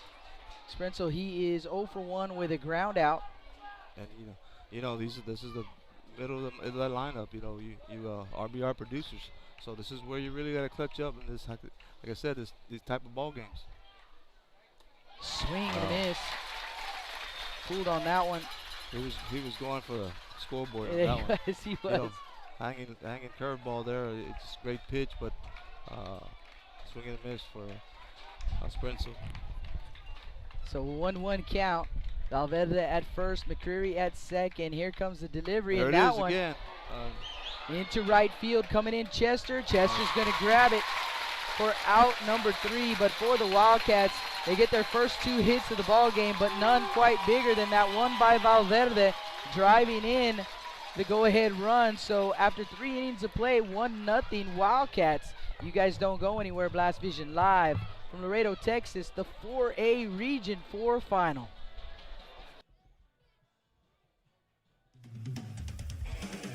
Rick Sines with Z-Bart of Corpus Christi is a proud supporter of South Texas athletics. Stop by their location at 4535 Everhart for auto alarms, window tint, diamond gloss, auto detailing, rhino linings, and more. Call 361-985-9274 for more information or to make an appointment. Z-Bart, it's us or rust.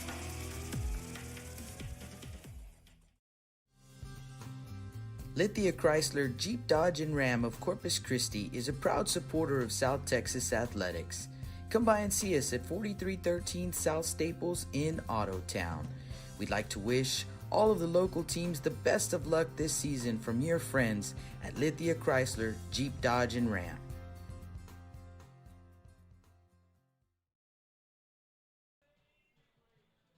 Welcome back to the Stable Street Meat Market broadcast booth. Jake Vasquez and head coach Joe Cudillo with the call for you here in this one. And again, Coach, I just want to say thank you. This wasn't planned.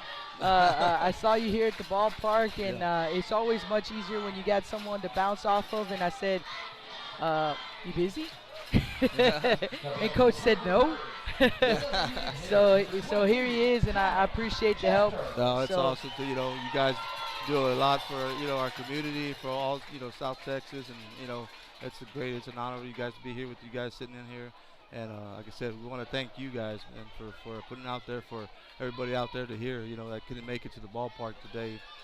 It's just the best thing that you guys have done for us as a baseball community. Appreciate that, Coach. We appreciate that a bunch. It's been a lot of fun, that's for sure. And here we go in the top of the 4th inning. Lampkin delivers the first pitch to Cannon Chester. It's a miss for ball 1. So here comes a 1-0 delivery. And that one is going to be driven out to center field. Hickman to his left, a couple of steps. Makes it look easy out there. Squeezes it one away. Lazy fly ball out to center field. You see how that wind's starting to pick up a little bit towards left center, flowing out there. But now the outfielders are playing a little bit. They got a little step back there. So for Calallen, we got one out in Trevino at bat. Another changeup there. First pitch changeup. It's going to be trouble. Great play by the second baseman. Wow, Alex Salinas backpedaling. McCreary, the right fielder, was coming in. Hickman, the center fielder, as well. But it was Salinas who took charge, and that was not an easy play right there. But he does squeeze it, and there are quickly 2 away. Like I said, those outfielders are playing it back a little bit, so it gives it an opportunity. You got to get back there as a second baseman. He did the most he can, and the outfielder I was hoping not a collision there, but I guess he called him off as soon as he got there. But great play by the second baseman. Salinas. So 2 up, 2 down for Jaquay Stewart. And first pitch from Lampkin in there for a strike. So no 1 count. So we got the final, Coach, from the Lady Wildcats, and they lost in the championship game today. I believe the final was 10-3. But man, what a season, and what a great time to be both the Calallen Wildcat and a Bishop Badger, and you know, with both of those programs, their softball programs going to the state tournament. And unfortunately, you know, neither squad got the win. But man, I know the Lady Badgers are very young, and so they will definitely be back. And I'm not too sure about the Lady Wildcats, but man, what a great season for the ladies.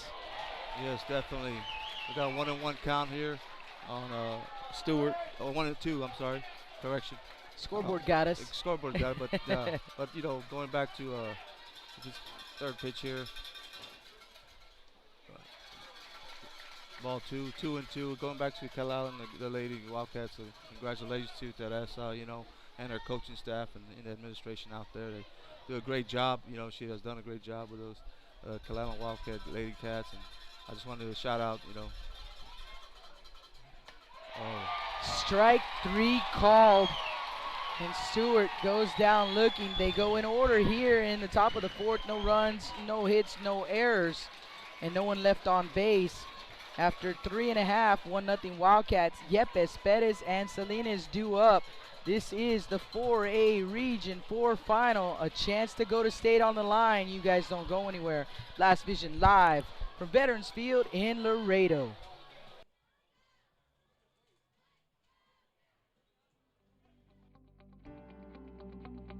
.361hsblast.com, your newest source for Coastal Bend 5A baseball and football news. Matt Rogers, Jake Vasquez, George Vondercheck, Stu Duncan, and Pete Garcia, positively spotlighting student athletes, coaches, programs, and schools through insightful features, video, game stories, stats, fan polls, schedules, rosters, and so much more. You can find us on Facebook, Twitter, and Instagram. 361hsblast.com. Come check us out. Johnny Luna with Auto Nation Chevrolet, Cadillac, GMC, and Buick, inviting everyone into the dealership to take a look at the inventory, including brand new 2021 models. But wait, there's more. Auto Nation also has the biggest selection of pre-owned cars in town. Free window tint with purchase of any vehicle when you mention you heard this ad on Blast Vision Live. Come and get sold and rolled.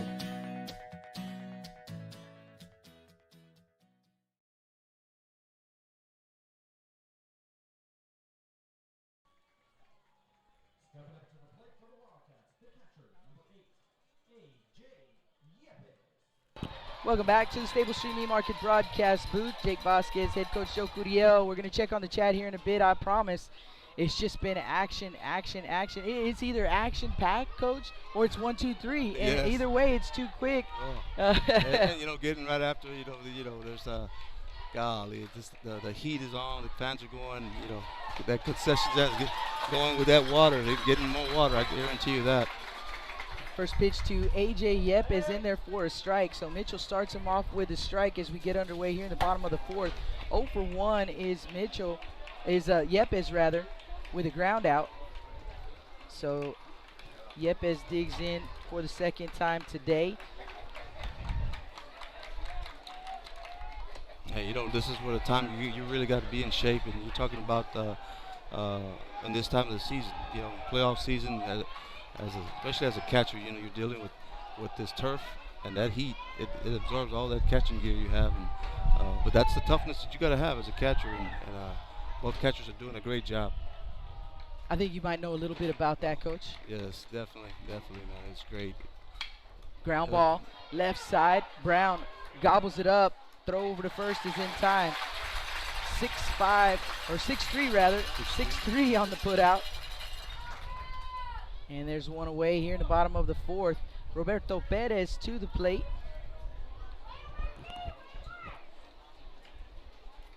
You know, I remember a ball game actually at this ballpark.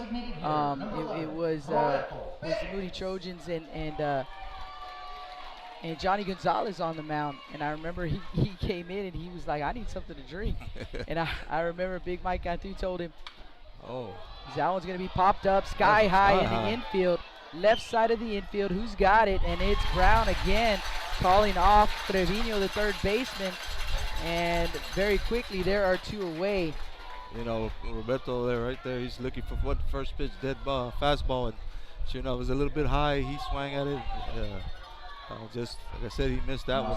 Want that pitch back. That'll bring up Alex Salinas, 2 on, 2 outs, bases empty. First pitch swinging, and he fouls it straight back. And I was going to say, you know, Big Mike Cantu tells him, man, if you need something to drink at this point, it's too late. I remember him telling John, it's too late now, my man. Yeah, see, I'm the one catch. I'm the one that needs water. Yeah. But you're right. You hope that these guys, you know, that they hydrated before the game and stay hydrated. That's the main thing, and it's just the process too. You know, it's what you eat throughout the week. You know, because knowing you're gonna be in this heat, you're gonna have all those carbs and not too much of that grease food. So plus all that water intake you need. 1-1 pitch, just missing. So 2-1 the count. Well, I'll tell you what. Have you been to the Palenque Grill? Here in Laredo? Yes. Yes. Ground ball up the middle, off the glove of Mitchell. Brown. Throws it away, but he stays at first. Ball bounces off the fence. Wow, right there, Braden Brown. Man, he almost retired every batter here, but on that one, kind of went off Mitchell's glove. So Mitchell kind of threw it was a ground ball right up the middle. Mitchell threw the glove up there, went off the glove. Braden Brown came over, fielded it on the first base side of second. You know, Brown, the shortstop, and the throw was bad over to first base. And you know what? They're going to grant Salinas second base. So I'm guessing that, did he go into the dugout maybe, baseball? Well, you know, there's a certain rule that they put in front of the, of course, at the home plate when you get either it's a dead ball area on each side. They have a different area, but it must have gone to a dead ball area where that ball bounced, where that that umpire said it was a dead ball moving on, running to second base. So Salinas at second base now. That's Alex Salinas for Ethan Salinas. So Ethan Salinas will dig in. Ethan 0 for 1 in the ball game, and the first pitch. Breaking ball, strike one. Great pitch. Great pitch right there from Mitchell. So for Alex Salinas, an infield single. He reaches second on the throwing error by Brown, the shortstop. But he's in scoring position with 2 outs. Cats trying to add to this 1-0 lead, and Mitchell missing with the 0-1 pitch. So a ball and a strike here on Salinas. This is where it tightens up here. You know, you gotta try to keep that 1-0 ball game here. You gotta grind it out as a pitcher, and of course as a hitter, you gotta grind it out and try to get that run in. Timeout called by Salinas at the plate. And Coach, would you agree with me? You know, you get to this late in the season, and if you didn't put the work in before the season started, at this point, there's no way to get that type of conditioning into your. No, definitely not. You got to have that already into it. It starts in the summer. It starts in the fall. You got to get ready for the spring. Great pitch again by Mitchell. Curveball in the outer half of the plate. Salinas taking it. 1 ball, 2 strikes. Yes, definitely. It comes with the work ethic you got to put in. Knowing you have a goal. You have a goal and go into the state tournament and go and win one. But it all. Here's the third pitch. Swing and a miss. Strike 3. So Mitchell, much like his counterpart Lampkin, throughout this ball game, both young men they'll bend, but they don't break. I mean, we've got only 1 run scored in the ball game. Here in the bottom of the 4th, no runs on 1 hit. There was 1 error and 1 man left on. Brown, McCoy, and Gonzalez. That's how they'll send them up when we come back. Blast Vision live from Laredo, the Region 4 final.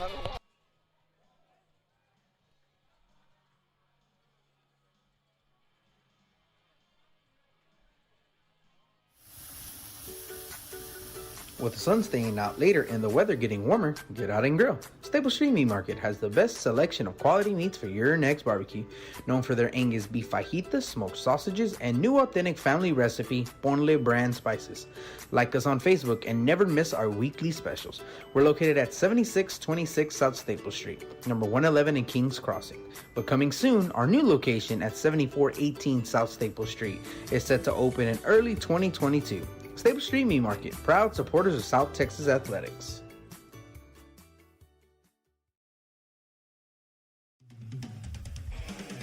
Rick Sines with Z-Bart of Corpus Christi is a proud supporter of South Texas Athletics. Stop by their location at 4535 Everhart for auto alarms, window tint, diamond gloss, auto detailing, rhino linings, and more. Call 361-985-9274 for more information or to make an appointment. Z-Bart, it's us or rust.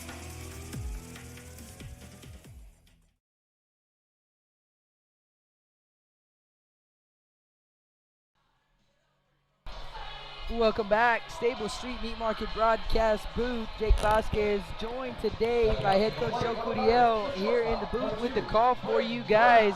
Great ball game we have here, and coach called it before the game started, pitchers duel, and man, both of these pitchers, they're really dealing.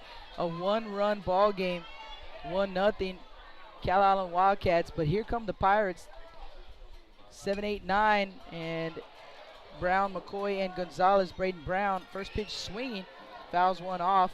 First base side out of play, so 0-1 to count. And let's see what Brown did in his first at bat. It was a strikeout.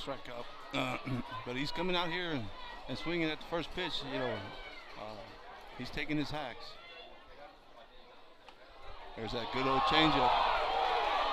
On the outer half, and the umpire calls it a strike, much to the dislike of the Pirate fans.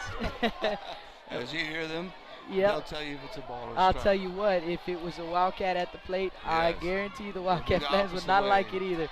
Tough job being an umpire, I'm going to tell you that. Yes. That one misses outside for ball one, so 1 ball and 2 strikes. You know, it's being consistent. You know, he's calling on both sides, that outside, outer half, inner half, you know, consistent. That's pretty much all you can ask him to do. Ask for. Now, see, that's way out. Yeah, Lampkin just going out a little bit further, see if he can nibble. See if he's going to give me that one too? Yeah. And he does not. He doesn't get it. So it's a 2-2 count here on Brown.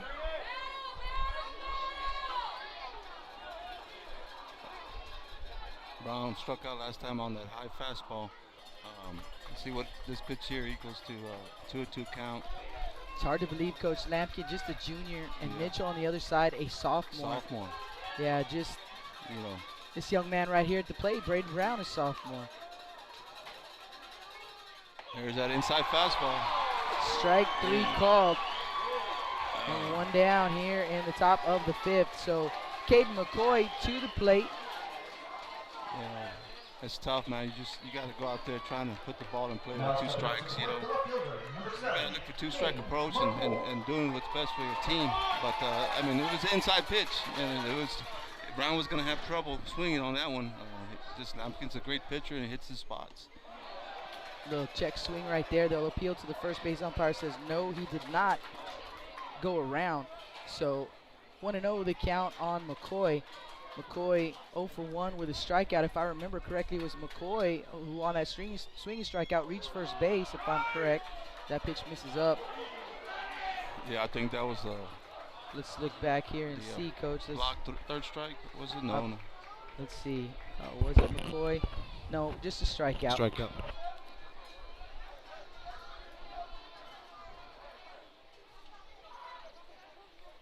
2-0 pitch, popped him up into right field. The right fielder, McCreary.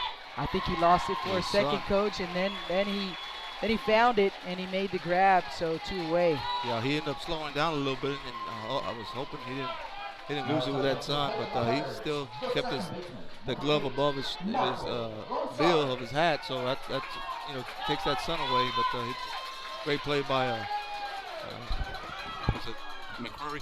Great job. That's gonna bring up Marco Gonzalez. Gonzalez with a base knock his first time up.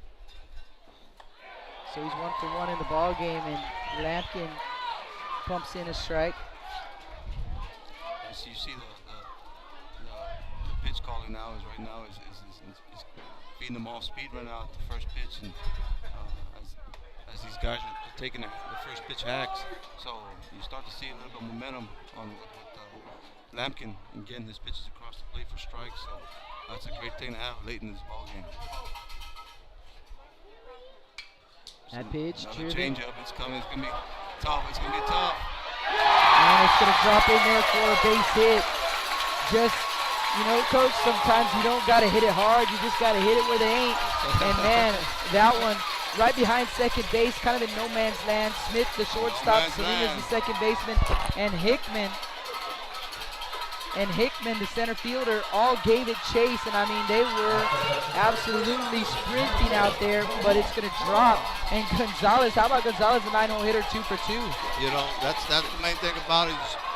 Is put the ball in play. You like another leadoff hitter as a 9-hole. You're going to try to get on as much as possible to get to the top of the lineup. And Gonzalez has done a great job doing that. Hey, let's see what happens here with 2 outs. Run at first. Rene Galvan at the plate, and he takes strike 1. And Rene, he is 0 for 1. Struck out, laid down a sacrifice bunt, yeah. Throw goes to first base. Valverde holding the runner, Gonzalez. Like I said, with that wind playing an effect right now, you have those outfielders a little bit backed up, so it was a tough play on that blooper there.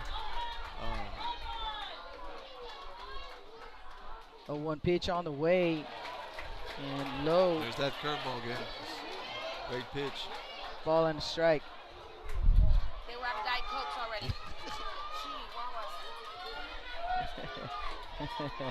The concession stand is hopping here. I'll tell you what, it's a hot one. Comes the pitch, and misses outside, so 2-1 to count now. 2 down here in the top of the 5th. A 1-0 Wildcat lead, but the Pirates got a runner at first base, trying to start a little 2-out rally here with the top of the order, and Lampkin will throw it over to first base. Checking in on Gonzalez. Haven't had a chance to check in on the chat. Let's do that now. And as always, you guys are busy. Beast Mode checking in. Patrick checking in. Beat Mode, that was Beat Mode. All 3, auto fire, fastball up. 3-1 in the count, 2 outs. Got Gonzalez at first base. And they got Vaughn leading off here with 2 outs. 3-1 count. Chance of ball 4 here. Comes the 3-1 pitch. Swing and a miss. Full count. Big hack there, Jake. Big hack there. He was going for gap to gap, trying to get that run. I'm telling you that. It was a good hack. Well, that's going to 3-2 count. That's going to give Gonzalez a head start over there at first base with 2 outs here. Thank you, Coach. Yeah, definitely. You just cannot leave early as a runner here. You don't want to get picked. Fouled off. You know, as a left-handed pitcher, you don't want to get picked and take yourself out of the chance of getting the ball hit and you score from first base. And I'll tell you what, I've seen these guys run. You know, the Galvan brothers, they're big guys, big statured guys, but can they run? Pretty fun to see them run the bases, Coach. There he is again. There's that move to first. You know, he had that instep from Gonzalez from Sinton at first base. You don't want to get caught. Got to make sure he comes to home plate. Here's the pitch, 3-2 count, 2 outs. Strike 3 called. Justin Lampkin, oh my goodness. I mean, Lampkin, Mitchell, they have just come up big when both of their teams have needed them so far in this ball game, and a big strikeout right there to end the threat. And we'll head to the bottom of the 5th inning. Wildcats with a 1-0 lead. You guys don't leave. Let's see how this one ends. Blast Vision Live. The Region 4 final chance to go to the state tournament on the line. We'll be right back.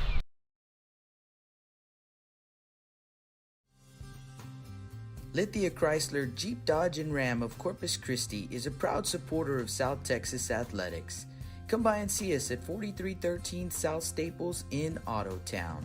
We'd like to wish all of the local teams the best of luck this season from your friends at Lithia Chrysler Jeep Dodge and Ram.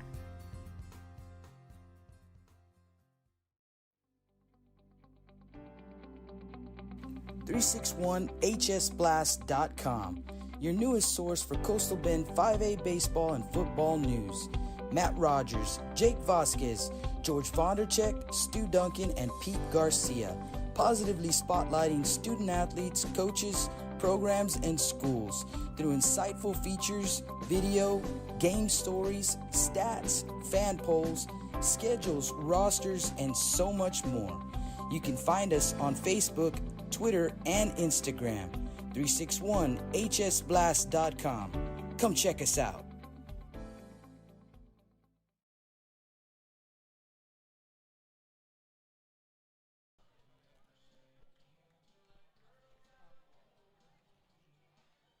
Welcome back, Stable Street E-Market broadcast booth. We head to the bottom of the 5th inning, due up for the Wildcats 9-1-2. Hickman, Smith, and McCreary. There you go. I believe that is Blake Mitchell still out there on the mound.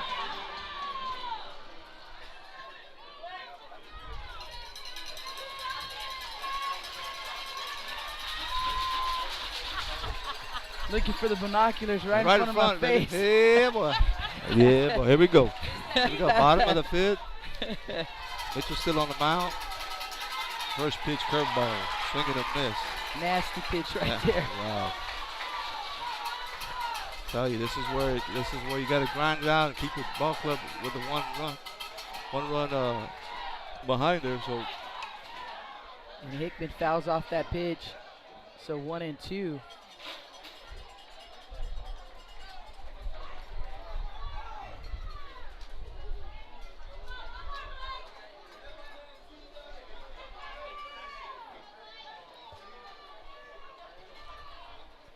know, 0-2 count. Pitch comes. Swing and a miss. Hickman going to go down swinging for out number 1. I'll take us back to the top of the order with Luke Smith.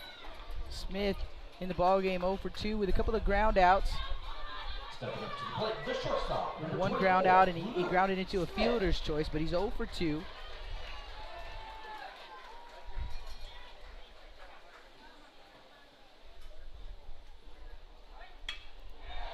And Smith drives the first pitch he sees into center field. Galvan is there. He'll squeeze it 2 away.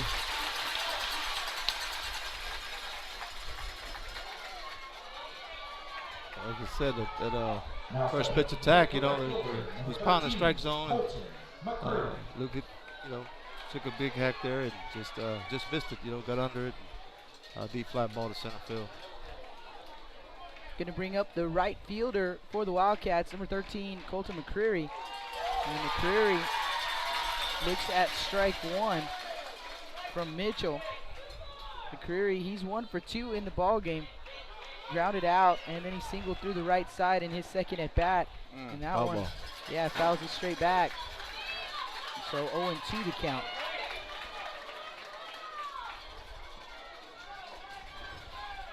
Mitchell and the Pirates would love nothing more than a 1-2-3 inning right here, get themselves back on offense. He's way ahead of McCreary. Here comes the pitch, swing and a miss, and they will do just that. So 1, 2, 3 go the Wildcats, no runs, no hits, no errors, no one left on base. Due up for the Pirates is Galvan, Mitchell, and Chester. Last Vision Live from Laredo, Texas.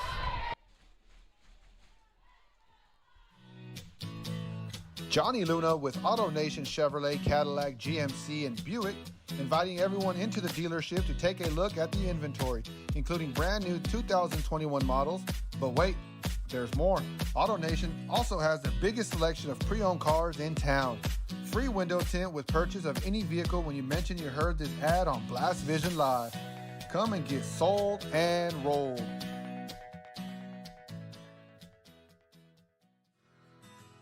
When I think of Snowball, I think of the hot Corpus summers of my childhood and trips to the original Snowball located at 3830 Baldwin.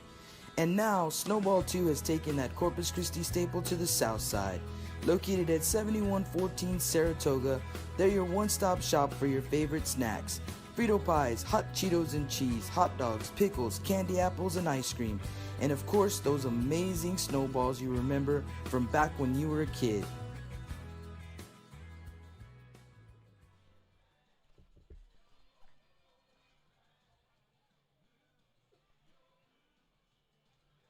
Welcome back. Stable Street Meat Market broadcast booth. Jake Vasquez joined by head coach Joe Cudillo here at the broadcast table over on the first base side here at Veterans Field in Laredo. Beautiful ballpark, completely turfed. They've done the renovations here and just a great atmosphere. Packed house for these two powerhouse baseball clubs, the Sinton Pirates and the Calallen Wildcats. We're in the bottom of the fifth inning, a 1-0 Wildcat lead, but the Pirates to the plate. 2, 3, and 4 due up. McCreary, Valverde, and Sprenzel. And the first pitch. You know, this is where you got to come through as 2, 3, 4-0 hitters, find a way to get on and find a way to get them in on your big-time hitters. Oh, there's a gap. That looks a gap. It's there. It's going to hit the field. We're going to see Galvan run as that one gets all the way away from the batters. On the way to third base is Galvan. They're going to hold him up there at third base.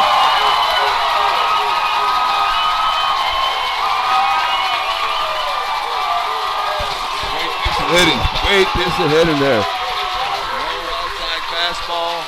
They went with it. And, you know, like I said, that approach is going to the opposite field. And hits that gap, you know, and bounces off the wall. Ricochets, gives that opportunity to go on the 3. That was Rylan Galvan. That's going to bring up Blake Mitchell. So the triple by Galvan, and now the tying run 90 feet away, nobody out. The Sinton fans are on their feet. It's going to be hard to hear us, but we're going to get loud.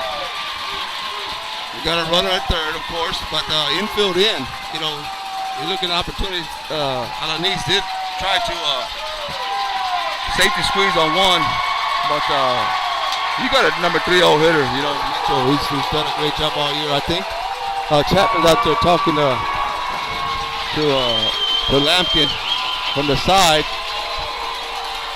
I don't know, they're trying to position the players, so I don't think Alanis gonna let him hit. Let him swing here. Little blooper, automatic base hit. Any fly ball. Let's get him rowdy, baby. That's what you want. Ground ball. Oh, off the glove and sneak the shortstop, and now will tie up the ball game. So they got what they wanted right there. It was hit pretty hard, but you gotta figure Smith, he knows he should have made that play right there. It goes off his glove. Look how he took his eye off, you know, looking at the runner at third, and it ricocheted off his glove. You know, that's tough one right there to eat there. So that puts him back there to runner at first now with 1 out. And we're all tied up at 1 run apiece here in the top of the 6th inning. 1 run for the Pirates, 1 run for the Wildcats. First base, nobody out for Cannon Chester. And it is absolutely pandemonium here now. That's where you got to get that guy out. You got your 4-0 hitter up, but like I said, you got to find a way to get him across 90 feet. There's a bunt coming. Oh, right back at Lampkin. Lampkin in 2. Goes to the first. Got him. Double play. Wow. What a play. Justin Lampkin, he got to it quickly, spun, fired to second base, and the relay throw to first in time to turn 2 on that bunt attempt. And so that changes things right here, because now you have the bases empty with 2 outs. And, you know, the Pirates, they were trying to get another runner into scoring position with the sacrifice bunt, but that bunt just a little bit too hard. Yeah, on this turf field, any kind of bunt, it's going to go right back to the pitcher. It's going to it's going to roll pretty quickly to him, and which it did. And Lampkin threw a strike down to second base, and that shortstop turned that double play like it was just bang bang. But you know, like I said, umpire make that call.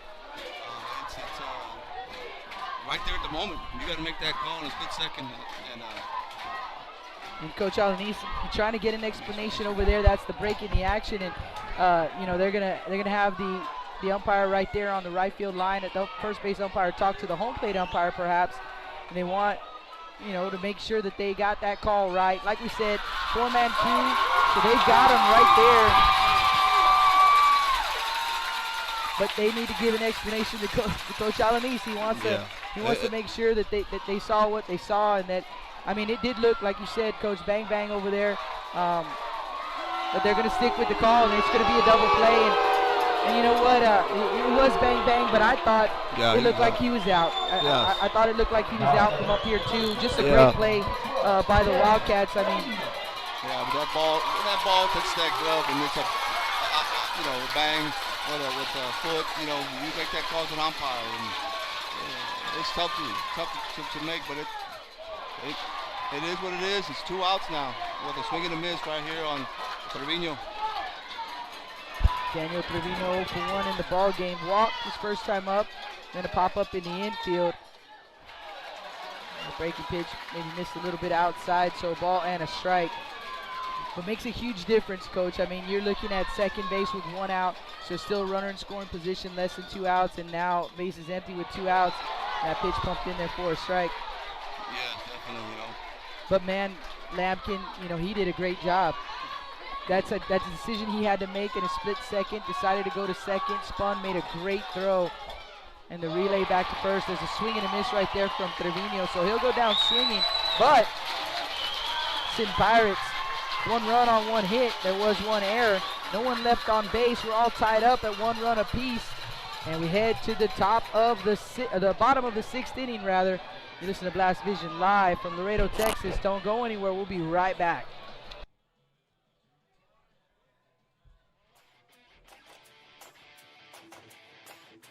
Chris Bernal with LB21 Tournaments and Perfect Game, hosting the best youth baseball tournaments in South Texas. Best youth baseball tournaments in South Texas. LB21, supporting youth baseball in the Coastal Bend area.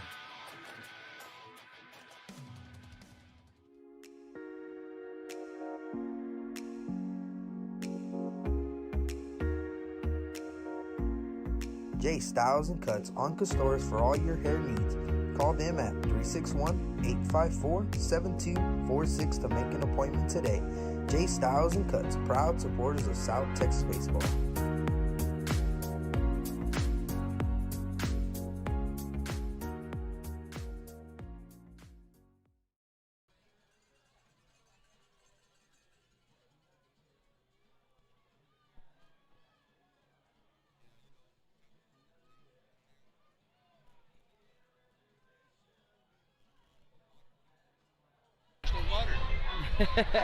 Welcome back, Sable Street Meat Market broadcast booth.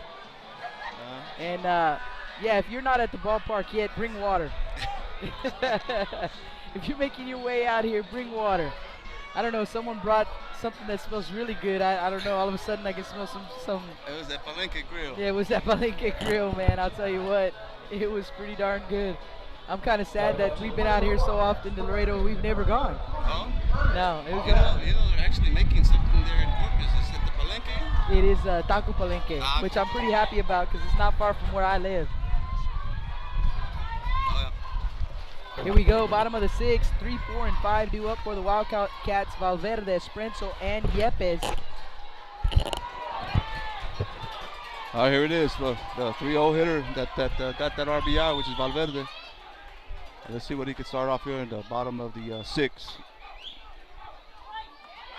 Mitchell delivers a strike.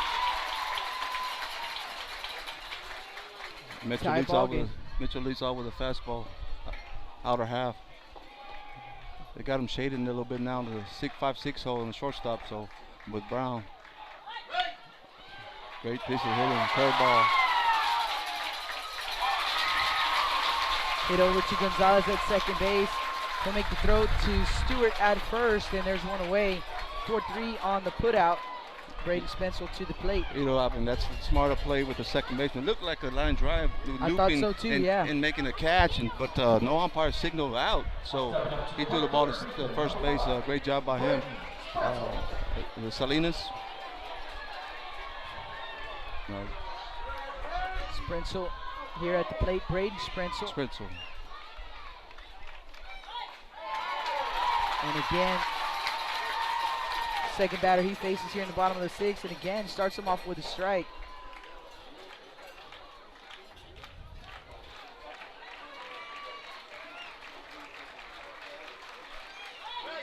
Swing and a miss. 0-2. There's that changeup. That changeup, you know, get you off speed, looking for fastball dead red, but great pitch by Mitchell.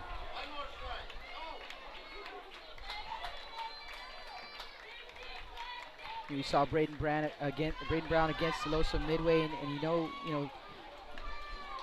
these are excellent coaches. You know, they did their scouting work, and they really with Braden Brown from the beginning of that ball game kind of pitched backwards against those TM hitters. Strike 3 called on the outer half. 2 up, 2 down. Yeah. You know, there you go as a pitcher. You know, you hit your spots. You know, you get those calls, and you as a hitter, you know where he's calling all night, all day. So you got to put, swing that bat. You got to swing that bat, Jake. And so it's tough. You know, you're up there, you want to hit, and all of a sudden you get that ball outside fastball freezes you.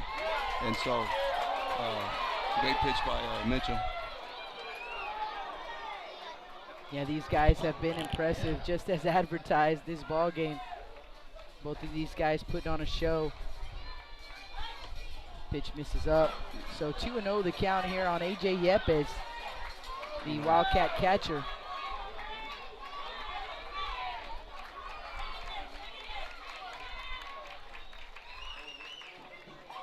There's a strike. 2-1. You know, just the grind as the innings go as a pitcher with both teams. You know, their stamina. You just see the force with their legs. They're using their whole body and just hitting the spot. I think Galvan might have forgot the count right there. Yeah. But it's strike 2. He knew it was a strike, boy. That he knew for sure. So 2-2 the count. Great pitch. Great block by Galvan. Expecting him to swing at that pitch. Great slider.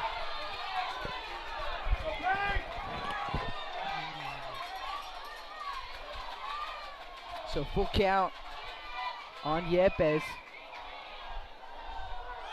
Oh, up and in with the pitch. So Yepes will draw the walk with 2 outs. So a runner at first base for Roberto Perez. Well, you're going to get a pinch runner here. A courtesy runner for Yepes. And you really can't see with those camouflage jerseys. I'm going to have to put the big boy glasses on, see it. And I still can't. Number 1, I think. Yeah, that's number 1, Wilson. So the courtesy runner is Alex Wilson. So Wilson at first base, Roberto Perez at the plate. Yeah. Perez, I talked to him a couple of times throughout the season doing some pregame show, and he's just a fun guy and a funny guy. Who's Roberto Perez. He's 0 for 2 here in this ball game, but I know this guy. He would love to be the guy to get a big hit right here and get his team back out on top. I tell you what, he's got a lot of power. You know, he swings the bat, and he's going to take his hacks. Let's see what he could do here with 2 outs. Runner at first.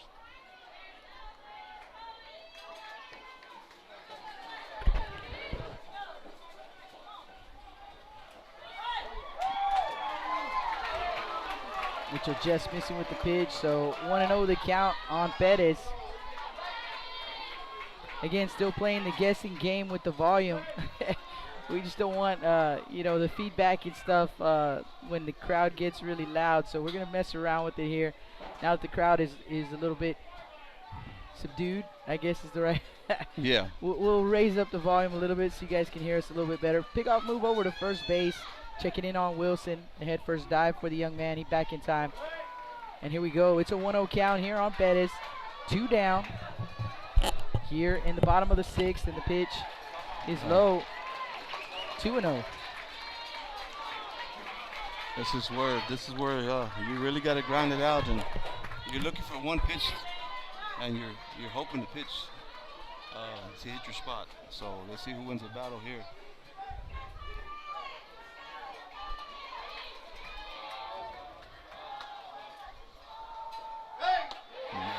There's a strike. 2-1. Some talk on the chat. They're asking about Coach Salinas and the London Pirates, and again, congratulations to them. And yes, Coach Salinas, that is Trey Salinas, who played for Moody, and yes, his son Landon, a freshman, starting first baseman for the London Pirates. And so yes, congratulations to them. And they are moving on. They start 5 freshmen in that lineup, and 4 or 5 depending on who's pitching, and pretty impressive. I'll tell you what, Coach, they don't play like freshmen. No. You know, if you didn't tell me they were freshmen, I would not know the way that those young men play, and so great job. He just here goes inside fastball to Roberto. Takes a look at it for strike 2. We got Deuces Wild again, Jake.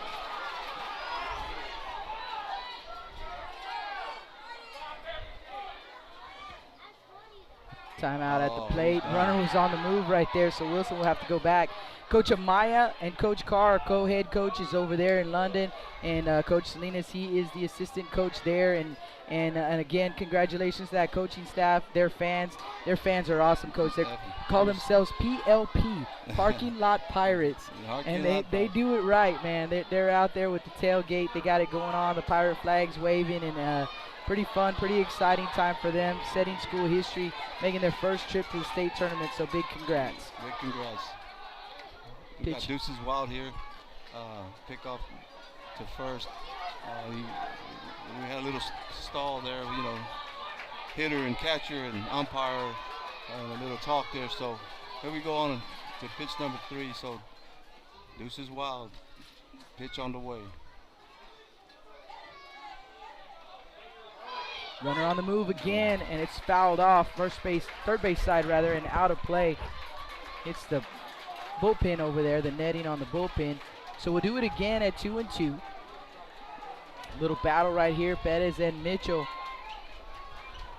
Wildcats scored a run in the bottom of the 3rd, had a 1-0 lead until the top of this 6th inning when the Sinton Pirates tied it up. So all tied at 1, and Perez and Mitchell battling it out here.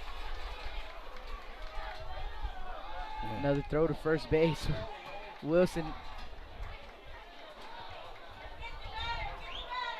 really hadn't gotten too far off the bag. They chased him back pretty quick. Yeah, but you know, on the timeout call, he made that attempt to steal a base, so he's keeping him close. Well, he can run, so yeah, they definitely would want to keep him close. Another 2-2 pitch. Oh. And call the ball.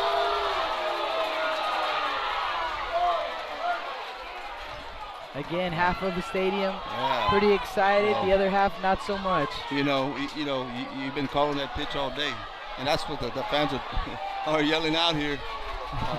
But you know, like you said, 3-2 count now, 2 outs. Now Wilson, he'll have a head start, but like you said earlier, he needs to make sure that Mitchell goes to home plate with the pitch before he does. But he'll get to use those legs, get a little head start here. I mean, you're going to see attempts, at least a couple attempts there. Well, you know, they moved the first baseman back. That's a tough. You got a head start already. And low and inside. Oh, he's talking noise. That's a hitter. Got a little rowdy, and going to get a warning on both sides. Yepes draws the walk, and so got into it a little bit.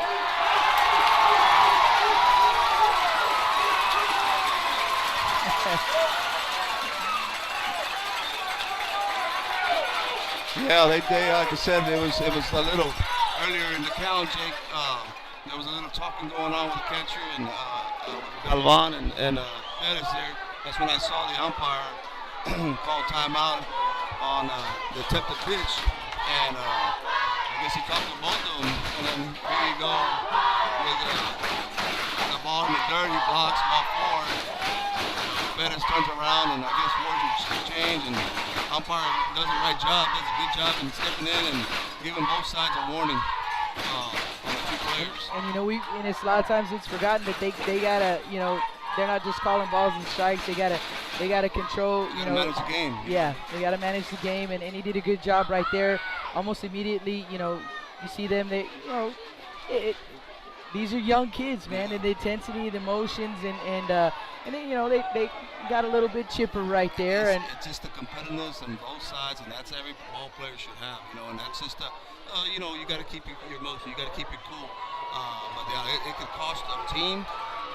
If the umpire is definitely already had warned you, and then I mean, once you get ejected, then now you're suspended, you know, for that game, and so it's tough. It's tough as a ball player. You have your emotions going, and you're doing it for the team. And that was a battle right there, you know, Perez and Mitchell. That was a battle, and you know, and then you have that close missed call right before that. Then or Perez rather, you know, draws the walk, and so yeah, it got a little heated right there. Yeah, definitely. But cooler heads have prevailed thus far, and it's going to be first and second for the Wildcats with 2 outs here in the bottom of the 6th. The batter will be Alex Salinas. So Salinas. And you see the home plate umpire is reminding them he's giving a warning to each side, so they're going to need to keep it in check here as best they can. Here come the fans once again. So this is where you got to make plays here. You got to make plays, and you got to make pitches here. So Wilson at second, Perez at first. Alex Salinas at the plate. Salinas already 1 for 2 in the ball game. Here comes the first pitch, and Mitchell starts him off with a strike. I think Salinas is the one that hit the right field, you know, goes with the pitch. This is pretty much the catcher is set up on the outside. So, great pitch. 2 strikes, Jake. Yeah, 0-2 quickly. Yep. And you know Mitchell is pumped up too. Oh yeah, he's going, runner's going. Oh, hit the second base. There you go. Stop. Ground ball. First play. Yeah, ground ball up the middle, and Brown was right there. Wow. With the runners on the move, it almost hurt them because he's moving now towards second base, and that ball hit almost up the middle, but Brown right there steps on second base, 3 away. You know, that looked like a double steal, and I guess that guy doesn't steal. That's up the middle, base hit, and that run scores. So it was a call that you had to be made, and with the luck, you got to say you got to have some of that luck. Right, exactly. So, and hit in the right spot. Hit it the right spot, exactly. He didn't hit it in the right spot, but he hit in the right spot for the Pirates. Yes. So that will do it here in the bottom of the 6th inning. We're still tied after 6 innings of play. You guys don't go anywhere. We'll be right back. Blast Vision live from Laredo, Texas.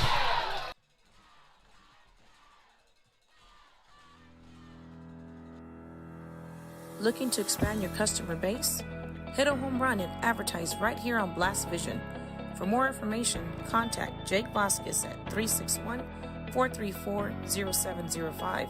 That's 361-434-0705. Join us and show your support for South Texas Athletics.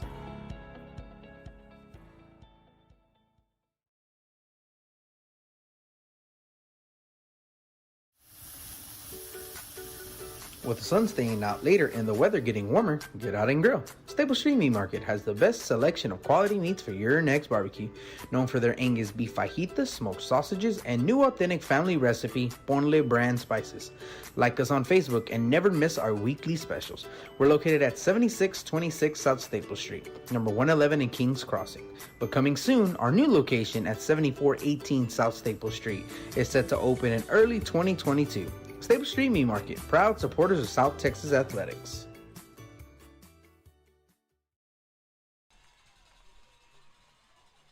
Welcome back. Staple Street Meat Market broadcast booth. Jake Vasquez and head coach Joe Cudillo with the call. What a great ball game we have going on here. Sinton Pirates coming to the plate. 6, 7, 8 in the order. Stewart, Brown, and McCoy. Lampkin back out on the bump. Pitch on the way, up and in.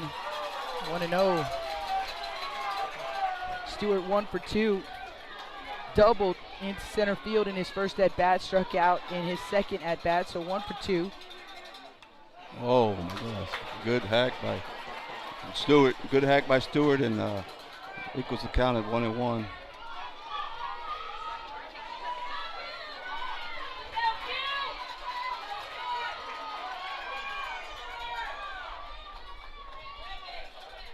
Oh, hit pitch. Hit by the pitch. Curveball. So for the Sinton Pirates, the leadoff man is on. Stewart hit by a pitch. As he walks down first base, you got that competitiveness, wanting to hit, but hey, you got to find a way to get on. That's right. So any way you can right here in a tight ball game like this one. So he is at first base for Braden Brown.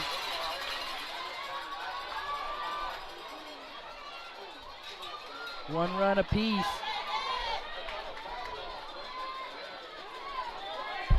We talked about it early in the game, Coach, and it's going to be a clutch hit to win it.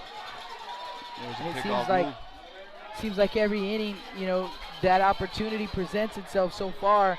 Not too many of those, but there have been a couple, and that's why we're tied. Yes, definitely. And this is what here comes the situation again. Are you going to sack bunt here with Brown?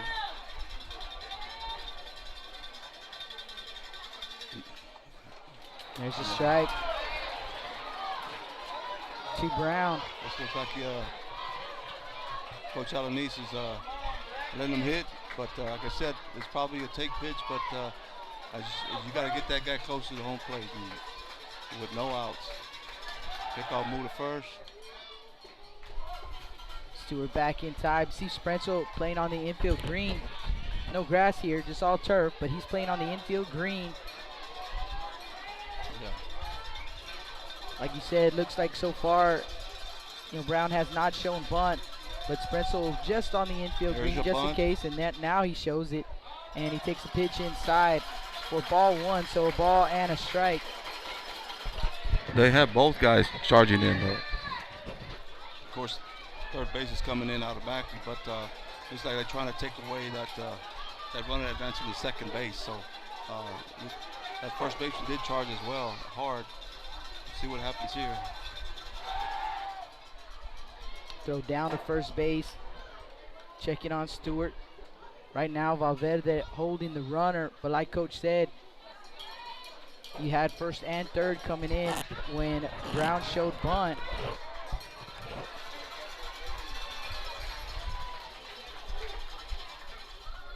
Pitch on the way, swinging away, but he fouls it off. So foul back, out of play, and now a 1-2 count here on Brown. Top of the 7th inning, tied at 1. This is the opportunity as a hitter. Do your job now. Get him over somehow. Foul ball. Pitch again, fouls it off into the netting. Yeah, they got that roller coaster netting. It's going to get stuck up there.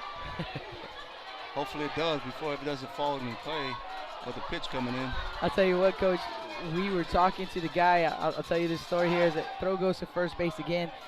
We were here when they had just fixed, the press box, and Rudy was doing a game. It was one of the first games. It was the Border Olympics that year, and a foul ball came and smashed the window. Yeah, I remember that one. So they put in this netting to prevent that from happening. 1-2 pitch on the way, strike 3 called. So Brown will go down looking for out number 1. There's that inside fastball, not expected again, and it just gets up on you real quick, man. And like I said, the location of Lampkin has done a great job. Unofficially, we have Braden Brown. Braden Brown. Braden Brown not pitching. Justin Lampkin, we have him unofficially. That was number 91. That's unofficial. But, getting He's up somewhere there. near. He's somewhere near the area. Yeah. Caden McCoy to the plate. 1 on, 1 out here for the Pirates. And McCoy calls timeout. So a lot of stories, man. I've seen a lot of great ball games here at this ballpark. We've called a lot of great ball games at this ballpark, and it just looks so much different now. But we'll get to make some new memories with the turf, I'm sure, coming up. Yeah, definitely. Definitely, especially our South Texas teams here. It's a great thing to come and see a ball game, and a great caliber ball game. Two Prairie schools that who's gonna go to the next one. 1-0 pitch. This is inside for ball 2. So 2-0 the count on McCoy rather. Stewart at first base. He was hit by a pitch, leading things off for the Pirates here in the top of the 7th. So he is at first base, gets his lead. Valverde holding him on. And the throw is going to be made to first base by Justin Lampkin. Lampkin and Mitchell, a junior and a sophomore, duking it out here for their ball clubs. Chance to go to state on the line. 2-0 pitch. Here it comes. Outer half for a strike. Just keep on hitting that spot, he's going to get those calls. I'll tell you, he's consistent of throwing that pitch there. So, and he's been calling it. There you see Yepes set up right there, and he just pops the mitt. Pops the mitt. Amazing how these young men can be so accurate with their pitches. Fouled straight back. Now that will even up the count at 2-2. That's just the mechanics, Jake, and the drills that you do, and then the consistency that you got to be in the bullpen. And it's not always throwing, your full bullpen, and just going flat ground and finding your spot and finding your release. These pitchers do a great job, and that's why the numbers show. A timeout called at the plate right there. Be interested to see. Let me look, and I'll have to find it over here on the Game Changer instead. We'll find it here in a second. Let's look we at got the a next 2-2 pitch. Pitch coming in. Curveball up for ball 3. 3 balls and 2 strikes. 1 out on McCoy. For Lampkin, 10 strikeouts in this ball game. That's pretty much consistent with what he's done throughout the season. But Blake Mitchell, 7 strikeouts for that young man, and seems like pretty consistent with what he's done. Let's see if action is going to happen here with a runner at first. No action. Ball up to right field. See McCurry again fighting the sun right there, but he squeezes it for out number 2, and Stewart will have to retreat back to first base. And you see someone getting loose over here for the Sinton Pirates, and that is, let's see if I can see the number. That is Braden Brown. So Braden Brown is loosening up. And a few minutes ago I said I talked like Braden Brown was on the mound, and maybe that was some foreshadowing. I didn't even know. Yeah, you got number 1 coming in, a pinch run for Stewart. Okay. Number 1. That's Alex Wilson. No, this is for Sinton. Oh, this is for Sinton, yes. Correct. So pinch runner, that's going to be Lopez. So Lopez will come in to run at first base. Got Marco Gonzalez, guy that has 2 hits on the day, 9-0 hitter. Let's see what he can come up here with a big clutch hit.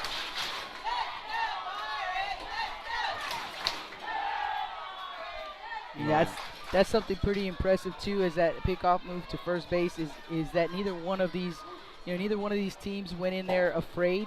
You see the name Justin Lampkin, they know what he's done, and these other guys, you see the name Blake Mitchell, you know what he's done, but neither of them afraid. I mean, they're stepping in there ready to go.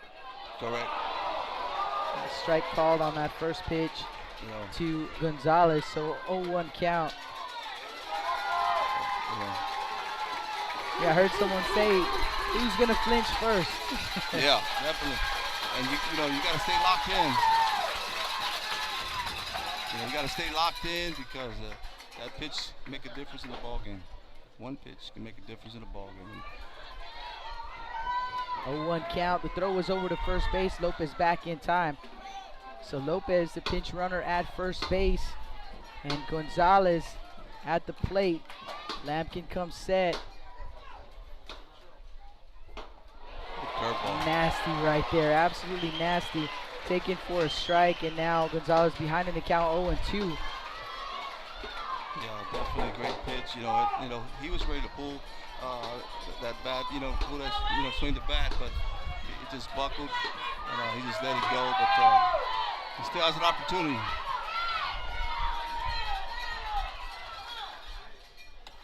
O2 pitch misses outside, and I have that one at number 100. Unofficial, but I have him at 100, so he's close somewhere there about 100 pitches for Justin Lampkin. 110 the pitch count limit. Yeah, and of course the home team does have the official last at bat. The official score pitch count. So 1-2 pitch misses up, so that will even up the count. Deuce is wild again. How many times he came up today? A bunch.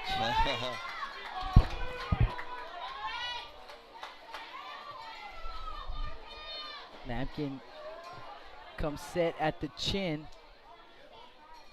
Leg kick and the pitch, and it hits Gonzalez. Yeah. So too far inside with that 2-2 pitch, and that's going to get a piece of Gonzalez. So the hit by pitch puts runners at first and second, and the one that matters most is Lopez at second base, as the Pirates are trying to take the lead in this ball game for the first time today, and they've got the right guys at the plate. Coach, top of the order, Rene Galvan will dig in.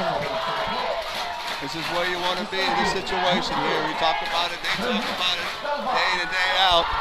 Runner at first and second, 2 out. Opportunity to score, not to go ahead run. 2 down here in the top of the 7th inning. Timeout called, catcher. Yepes. We'll talk to Lampkin. And these Pirate faithful on their feet, trying to will a base hit right here. So Rene Galvan gets the first crack at it.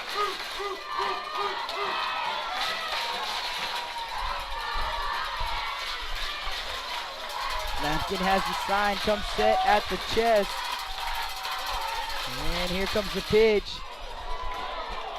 Oh, he wanted to call that strike. But ball one. Oh, then he appealed to the third base umpire, and he said he did not go. So it's still a ball one. 1 ball, no strikes. Yeah, Galvan did a good job holding up the swing right there. He wanted to swing too, but it's a 1-0 count. And Lampkin's gonna step off. They got somebody warming up in the Calallen bullpen. Yeah, they got someone headed out there, and you're absolutely not gonna be able to see with the camo jerseys what the number is. 1-0 pitch. There's the strike, 1-1. Yeah, definitely. I'm telling you, he's in that same spot, Jake, and they're going to call a timeout to get that other guy warmed up over there, because I know they're getting close to that pitch count, Jake, and if it does come to that point, you got to make that change and just the UIL rule and 110 pitches. But so he's around that area close by, so we're not the official pitch counters. So we have him at 104. That's what I've got him at. That's definitely not official, but we've got him at 104, and he can go over the 110 in and at bat. So he gets into a battle here with Rene Galvan, or if he even gets to the next batter before the 110, he finished the at bat. The only time he can go over the 110 is in and at bat. He's allowed to finish the at bat, but that would be the final batter that he faces. Right now, a 1-1 count on Rene Galvan. First and second for the Pirates in a 1-1 ball game here in the top of the 7th inning. That was a mouthful, but I'll tell you what, it doesn't get any better than that. Great job taking and explaining that, because a lot of people don't know that rule. But here we go. 1-1 count, 2 outs, runner first and second with Galvan at the plate. So, Rips that one, but foul. on the third base side out of play. Oh, you So see 1 these and fans 2. jumped up, and the Sinton Pirate fans jumping up, and hopefully that will. But that was a little foul. Yeah, he got it hooking, and just couldn't keep it fair. Correct. 1 and 2 the count now. Comes the pitch, and it's gonna be popped up in the infield. The That's throw good. at first. Hey. Not in time. So hit to Smith. So like a little looper. It's a little looper over to Smith, the shortstop, and he stopped. Let it drop in front of him. But Rene Galvan can run. And so he beats out the throw, and it loads the bases for the Sinton Pirates. And, you know, if you could pick any guy on the Sinton Pirate lineup to be at the plate, it might be this guy. Yes, definitely. Rylan Galvan. Shortstop made a decision that he was going to make that loop, and he let it bounce, and it allows Galvan to run down that line, which you're talking about speed. He forced the throw and went a little high. So here we are, bases loaded, 2 out. Rylan Galvan at the plate, and Lampkin going to call a timeout. And we have him at 106, unofficial 106 is the pitch count we've got him at. But in a pickle right here, bases loaded, 2 outs. Rylan Galvan is 1 for 3 in the ball game, tripled in his last at bat. Here comes the pitch, and he's gonna miss outside with it, 1-0. No place to put Rylan, so they gotta throw to him. They gotta come to him at some point, and you know it's gonna be Rylan's job not to miss it. Correct. This is the time you gotta stay focused, locked in as a hitter. And hit where it's fit, just like he did with that triple. And Lampkin's got to do his job, just hitting his spot. There's a swing and a miss. Great pitch. Big hack. Big hack. He was going for either the gap or...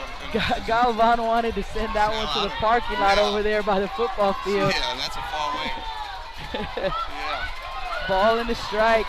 High intensity. Here we go. Lampkin from the windup. Strike 2 called. 1 and 2 the count. Sinton Pirates, fighting for the player. Big arm on the mound.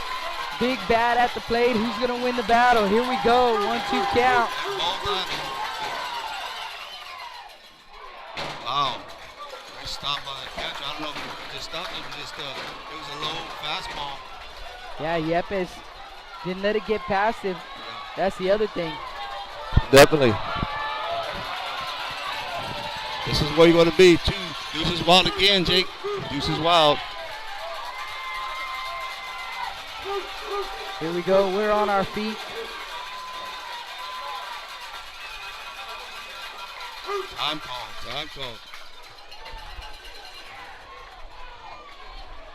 Got you on the edge of your seat kind of baseball right now between these 2 teams. I mean, 1 game playoff doesn't get much better. We're tied at 1, but the bases are loaded. 2-2 count with 2 outs. Here comes the pitch. Swing and a miss. And Galvan will go down swinging, and the Pirates leave them loaded here in the top of the 7th inning. So the Wildcats with a chance to walk it off here in the bottom of the 7th. If they don't, free baseball. That's right. Free baseball. So, you guys, catch your breath on the break. We're going to do the same. We'll be back. Y'all don't go anywhere. Blast Vision live from Laredo, Texas. Y'all got to stay with us. Let's see how this one ends. We'll be right back.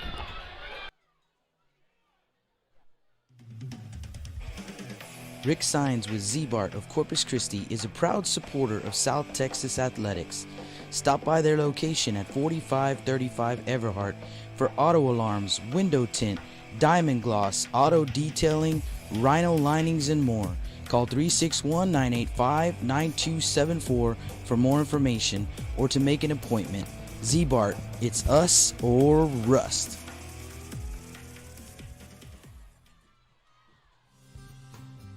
Lithia Chrysler Jeep Dodge and Ram of Corpus Christi is a proud supporter of South Texas athletics.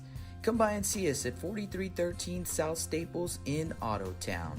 We'd like to wish all of the local teams the best of luck this season from your friends at Lithia Chrysler Jeep Dodge and Ram.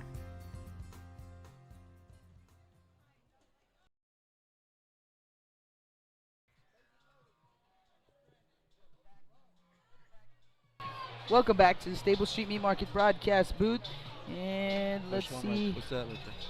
if we can get Cindy another, see if we can get her another charger here so she can. That's 100% here. Yep. Yeah, so we should be good right there. Let's see if we can hook her up here and get some juice. Okay, so maybe we fried a wire. It's kind of hot out here. I wouldn't, it could be. I've been known to lose a little bit of equipment in the heat from time to time. Well, at least we're a little under the cover, but yeah. Why would they have these lights on? Yeah, I kind of wondered that more myself. of a heat. Those lights have been on since we came to set up earlier, so I don't know. I agree with you on that one, but 81. Here we go. 8, 9, and 1 due up for the Wildcats. They need one run to win it and punch their ticket to the state tournament. We got a pinch hitter. Now hitting for the Wildcats. 29. 29. Tres Vasquez. Vasquez. So number 29, Tres Vasquez. So Vasquez will come in to hit.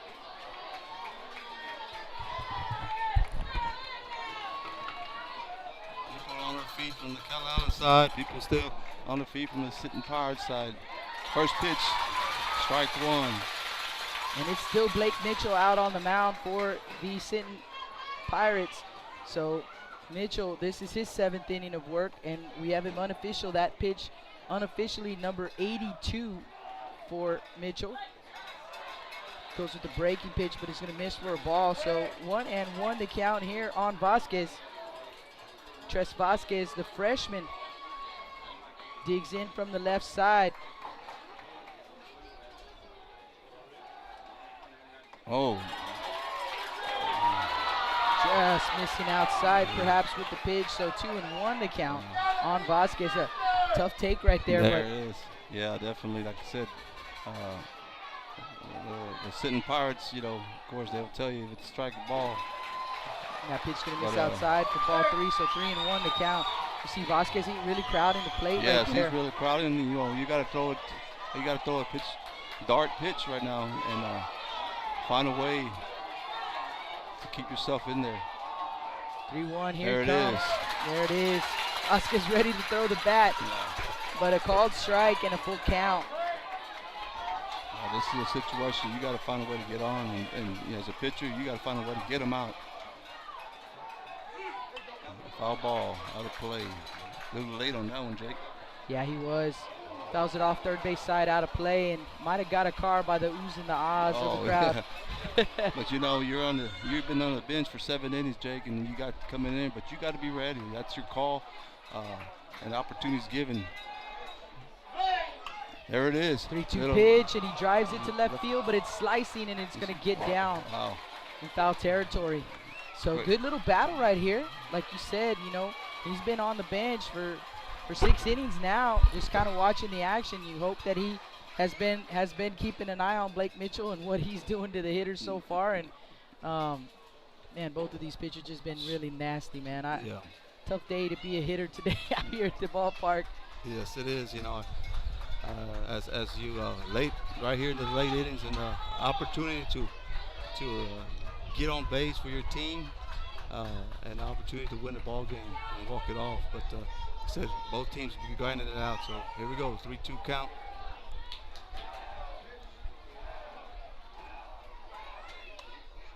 Man, another one fouled back, spoiled by Vasquez as he stays alive up there. He was right on top of that one. Just missed it. The other thing he's doing here, Coach, is he's working that pitch count up. Oh, definitely. Mitchell getting close as well, and fouls another one off.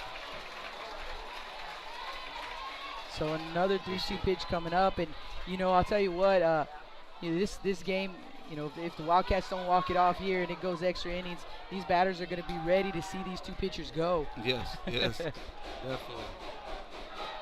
3-2 pitch, and another one fouled off. Great at bat. You know, just whatever you try to do here, you just keep grinding it out from both sides, you know, from the offensive side and defense side. But it's tough to throw that dart, and that hitter's right on the plate.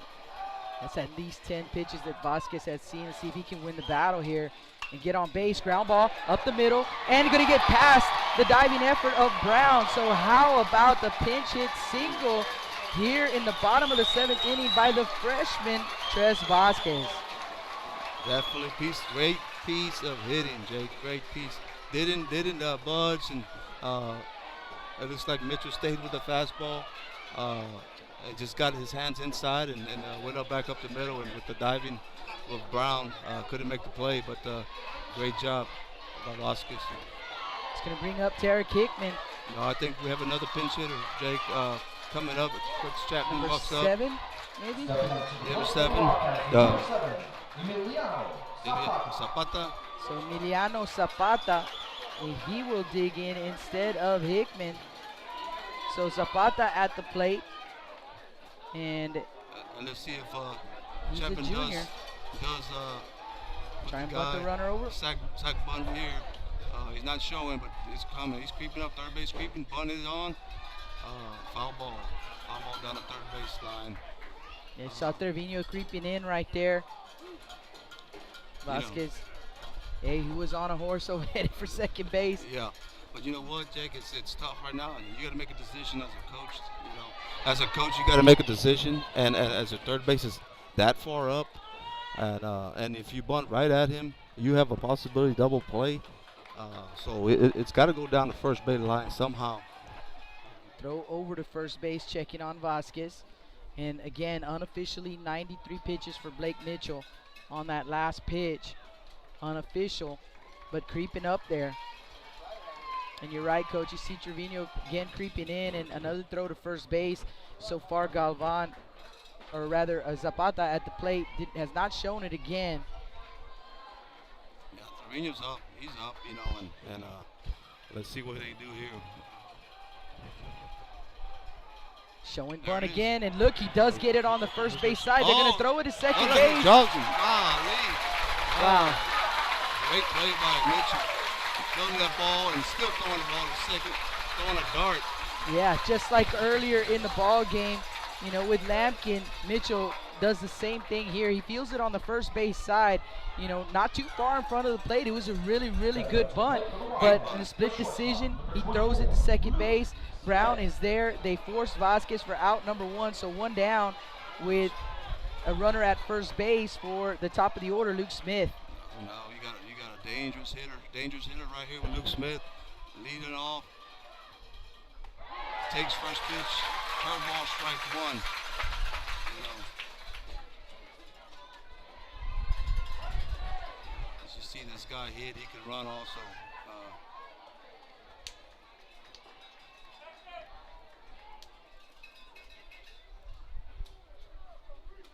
Luke Smith 0 for 3 in this ball game. A couple of ground outs and a fly out to center. And he looks at ball 1, so a ball and a strike. Mitchell missing a little bit outside, maybe a little low with that pitch. Home plate umpire. Yeah, overall he's been consistent. Just a part of a fan, you know. You want the strikes for your Absolutely. team. Oh my goodness! And they're gonna pick Zapata at first base. Couldn't get back in time. Looked like he got a little bit tripped up over there. And a great job by Mitchell. 2 away. Bases empty now for Smith.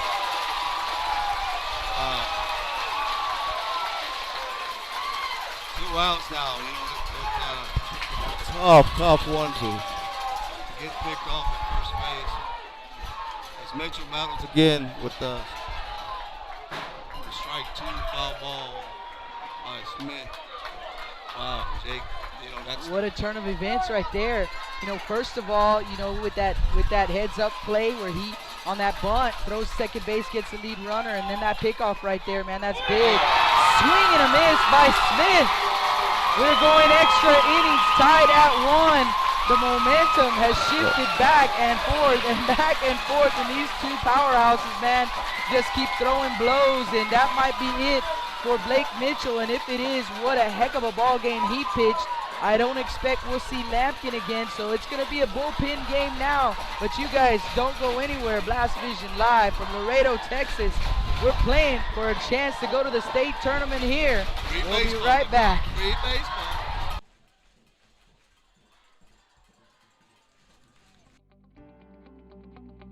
361hsblast.com, your newest source for Coastal Bend 5A baseball and football news. Matt Rogers, Jake Vasquez, George Vondercheck, Stu Duncan, and Pete Garcia, positively spotlighting student athletes, coaches, programs, and schools through insightful features, video, game stories, stats, fan polls, schedules, rosters, and so much more. You can find us on Facebook, Twitter, and Instagram. 361hsblast.com. Come check us out.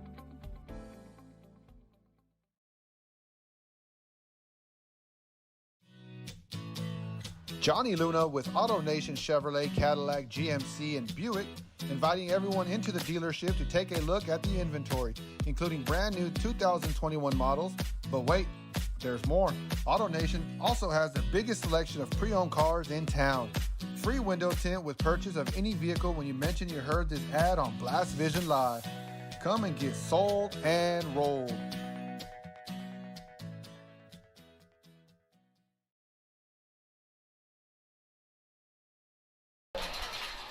Welcome back to the Stable Street Meat Market broadcast booth as we head to the top of the 8th inning. Free baseball for you here today. And a new pitcher on the mound for the Calallen Wildcats. It's going to be Roberto Perez. So Perez will come in to pitch. And that will be it for Justin Lampkin. He pitched a heck of a ball game today. We can get you the final line for Lampkin. 7 innings pitched, and he allowed, and everything's kind of freezing here, 1 run. It was earned on 5 hits, 1 walk, and 11 strikeouts for Justin Lampkin. No decision in this ball game. So here we go.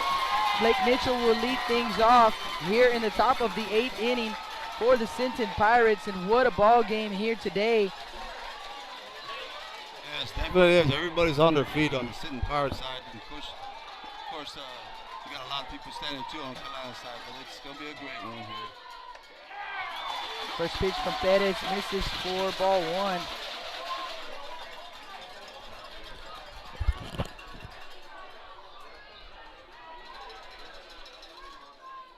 And the 1-0 pitch from the lefty misses just a bit up, so 2-0 the count. This is the time. The time you got to come in there throwing strikes, man, it's just tough, you know. Of course, you've been throwing in the bullpen over there, but it's a different atmosphere when you come into the diamond. You got to get locked in and come and try to find and attack the strike zone.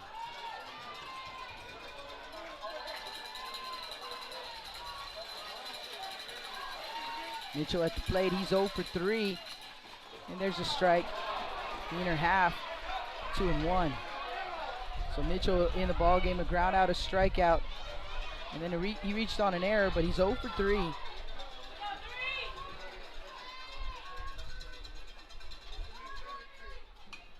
And that pitch fouled off, third base side, gonna get out of play. You know, it's tough, you know, coming in there, Jake, coming in there, and you know, and you got to do your job. But then you have those hitters right there that could hit, you know. So you got to put the ball placement where you need it and trust your defense. 2-2 pitch up and in. So full count on Mitchell.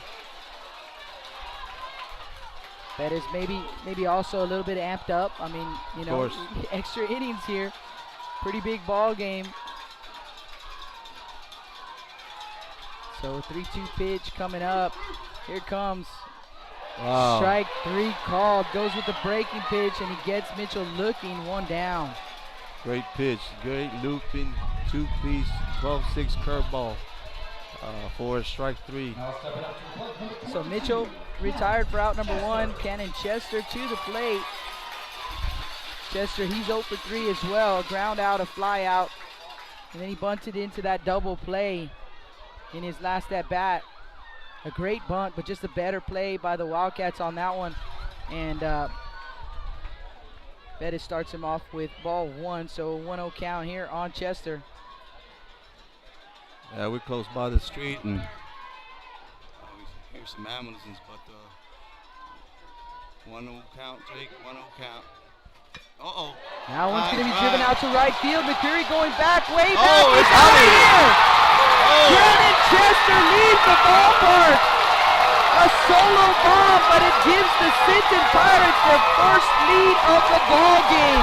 2-1 Pirates here in the top of the 8th.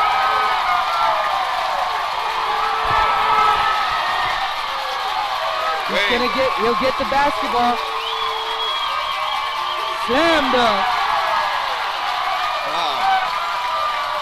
Excitement there. He pitched outside fastball. He went with it with the power that he has. McCurry. So Jake can just get out quickly. So Chester goes yard, his first hit of the ball game. And that is going to bring Daniel Trevino to the plate.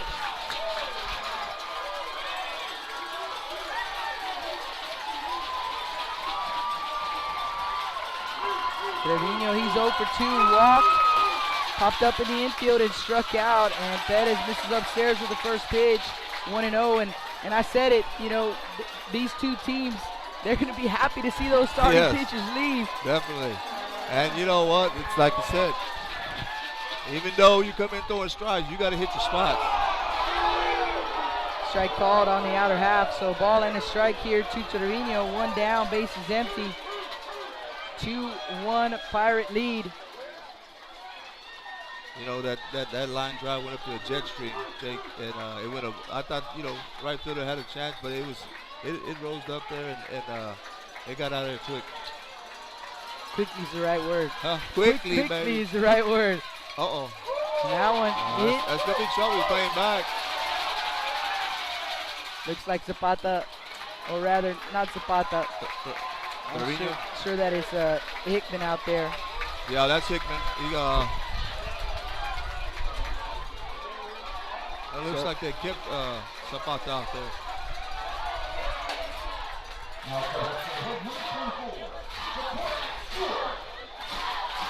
So Daniel Trevino pops out to center field for out number 2. You know, we didn't see anybody warming up for Sinton, you know, knowing the pitch count of Mitchell. Yeah, not since Braden Brown earlier. Yeah. And Jaquay Stewart to the plate. Yeah, that's Stewart coming up for 2 outs.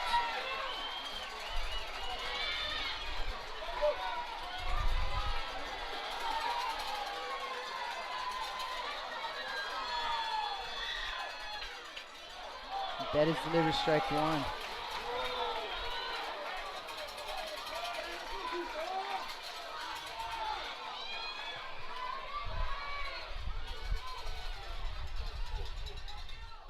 A 1 pitch, foul back. 0-2. We talked about it just before this started. The momentum shifts back and forth. That big strikeout that brought us into the top of the 8th inning, and you know, you could kind of feel the shift of the momentum towards Sinton's side. 0-2 pitch. Ball down. Turf, and 1-2. 1-2 count, two outs. You know, but Wildcats, first things first, got to get themselves out of this inning. Ground ball. Past the dying effort of Salinas, a base hit for Jaquay Stewart. He'll keep the line moving. And the fans gets them back on their feet too. So Stewart pumping them up over there at first base, and what a diving effort by Salinas, the second baseman, just goes under the glove, just under the glove, and a base knock for Stewart. And that'll bring Braden Brown to the plate. Great piece of hitting there with the curveball going in inside, stayed inside the baseball and took it up the middle. So great job. Two outs with Brown up the bat. Perez hits the outside corner for strike one. So Braden Brown, he's 0 for 3 in the ball game. 3 punch outs for Brown. You got to figure he's due. Perez with the throw over to first base, close over there, but Stewart gets under the tag of Valverde. That's a great move and kept him close there. But you got nowhere to go right now. You got to give yourself another opportunity to get to second base. Perez misses with that 0-1 pitch, so 1-1 to count. I don't know about you, Coach, but I'm looking for that breeze. Where'd she go? No, she gone. She gone. That sun stayed up there. And, there's no breeze. That is another throw down to first base. Roberto Perez, another left-hander. Another junior.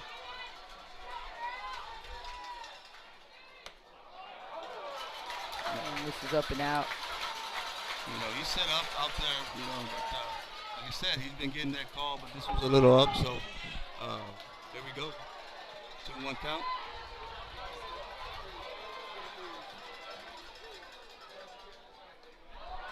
One pitch in the dirt,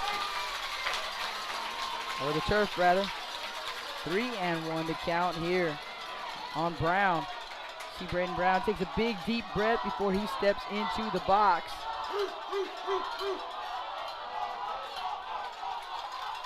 The 3-1 pitch, here it comes, and it misses up for ball 4. So again, the Pirates with a runner in scoring position here.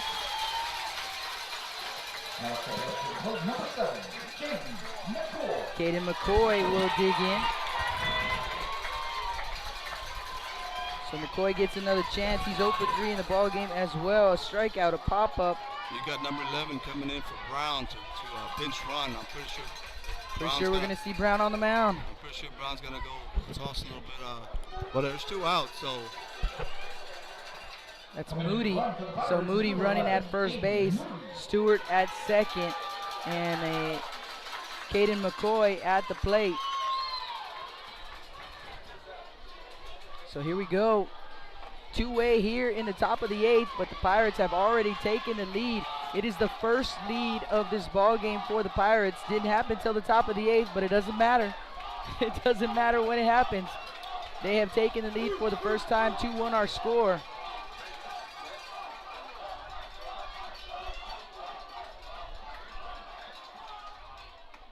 In there for a strike.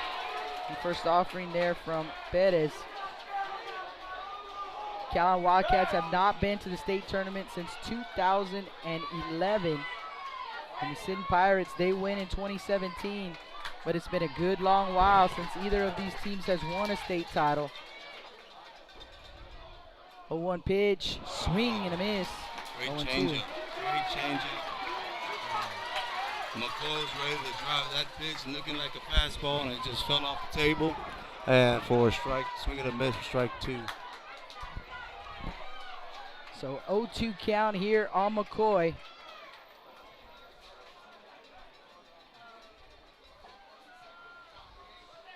Perez comes with the pitch and a swing and a miss. Foul tipped, I think, into the mitt of Yepes. But for the Sinton Pirates, 1 run on 2 hits, no errors, 2 men left on. But that one hit, one of those hits left the ballpark off the bat of Cannon Chester, the cleanup man, and it gave the Sinton Pirates the lead for the first time this afternoon. So now the Calallen Wildcats down to their last 3 outs. McCreary, Valverde, and Sprenzel is how they're due up. You guys come back. Let's see how this one ends. Blast Vision Live from Veterans Field here in Laredo, Texas, a chance to go to the state tournament on the line.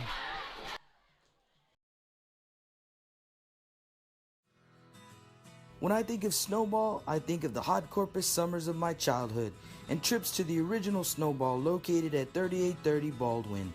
And now, Snowball 2 has taken that Corpus Christi staple to the south side. Located at 7114 Saratoga, they're your one-stop shop for your favorite snacks. Frito pies, hot Cheetos and cheese, hot dogs, pickles, candy apples, and ice cream. And of course, those amazing snowballs you remember from back when you were a kid.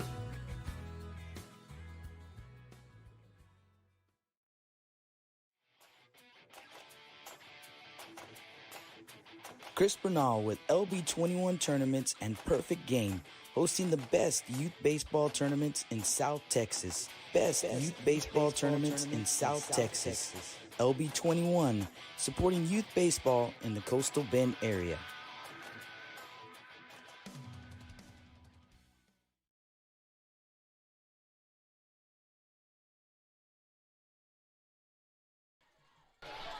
Welcome back to the Stable Street Meat Market broadcast booth. Blake Mitchell back out on the mound here in the bottom of the 8th inning. He'll face 2, 3, and 4 in the order. McCreary, Valverde, and Sprenzel. The last chance here for the Wildcats. They need 1 run to take us to the 9th. They need 2 runs to take their team to the state tournament next week. If they can't get them, then it's the Pirates who will go with a 2-1 lead here in the bottom of the 8th inning. Here we go. This is where you want to be, Jake, you know. This is what you practice all year and hopefully get the opportunity. You need to be that hero on the mound or to be that hero as a hitter. You know, McCreary, talking to him, you know, earlier in the week, he said, you know, we have nothing but respect for those guys over there on that team. You know, but we put in a lot of hard work too, and all we got to do, all we can do is trust that the work we put in is going to pay off for us. And here he is, you know, in a big moment here. Big moment. The senior, Colton McCreary, 1-1 count on the young man. I had that one at number 100 for Blake Mitchell. Uh-oh. Now one's popped up, first base side, slicing towards, and actually going to get out of play. So 1-2 to count.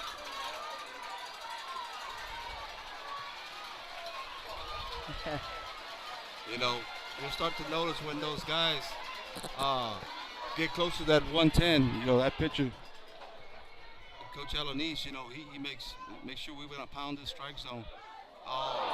That one gets McCreary on the hand. The hit hand. And they're going to say he was in his swing.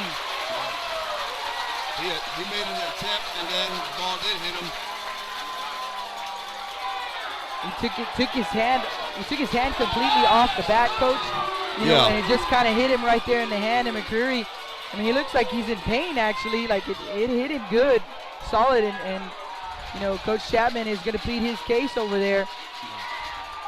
And they're gonna converge. The umpires will converge to make the call, make sure they get it right. I mean, this is a huge call right here. That's the leadoff man. That's the tying run right there. So this is huge. They need to get it right. Wow, this is very huge, you know, and as you make that call as a home plate umpire, you're the one makes that decision, but of course the other coach asks for help and to see their front of you. So he stays, they're saying he stays at home plate. It's like a foul ball.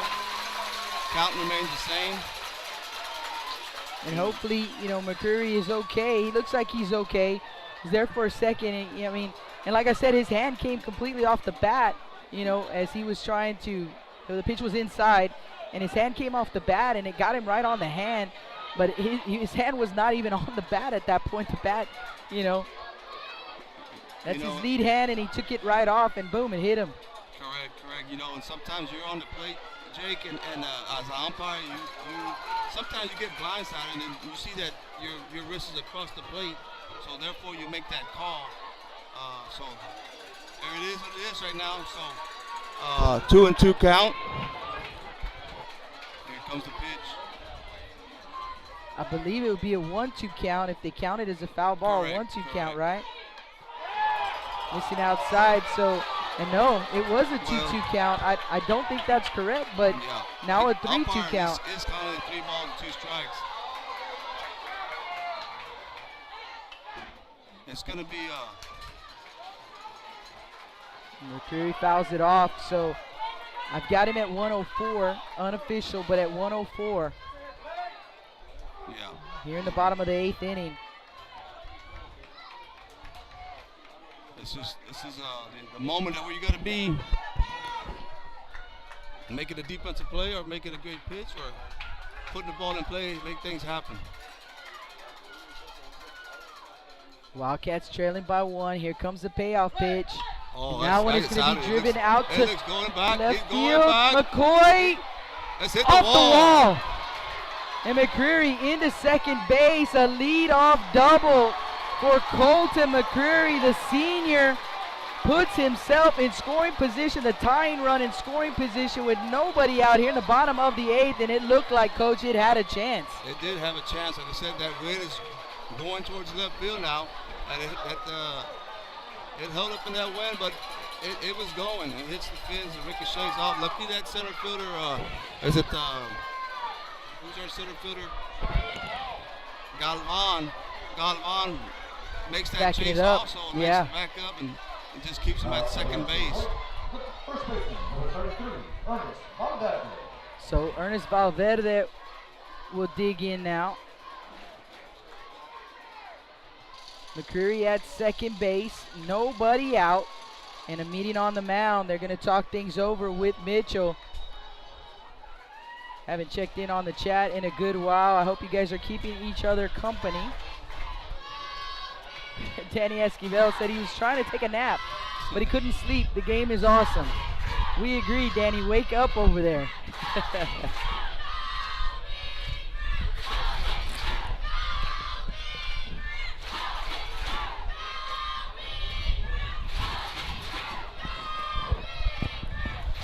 You know, Jay Stone says just bring the title home to the Coastal Bend, and you know, no matter who wins this ball game, you know, I know fans have their pick, but no matter who wins this ball game, Coach, there's an opportunity. The Coastal Bend will be represented at the state tournament this year in both the 3A and the 4A classification. The 3A has been decided, and it is the London Pirates, but this game is taking us to the limit here. You know, the Sinton Pirates, Cannon Chester, one swing of the bat, giving the Pirates their first lead of the ball game in the top of the 8th. And we'll have a runner at first base. Pinch runner. At second base. Let's see, number 25 is the young man. He did a great job right there with the turn and the look. Got to see his number. Yeah. And that is number 25, Serna. So Serna, the runner at second base. Valverde at the plate. Ernest Valverde, he's 1 for 3. You know, I don't think this guy, they're going to put this guy to body. He's a great hitter, 3-0 hitter, Valverde. And here comes the pitch. Oh, they check him at second base. You know. Coach, our first call together, and you picked a good one. Oh, yes, definitely picked a good one. I knew it was going to be a good one. That's why I said I need to come see this ball game. Mitchell delivers strike 1. Blake Mitchell, unofficially, I had him at 106 with that pitch. What a heck of a job he has done today for the Sinton Pirates. And the 0-1 pitch in the turf, dug out by Galvan. Again, you know, you can't say enough about what Rylan Galvan has done behind the plate as well. And really allowed Mitchell to just throw the pitches he wants to throw.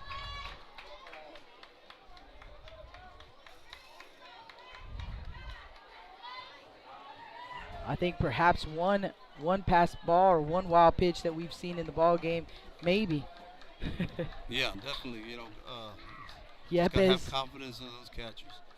Yepes and Galvan just done a great job. Ooh, nasty breaking pitch right there. Strike 2. Great 1 pitch. and 2 to count.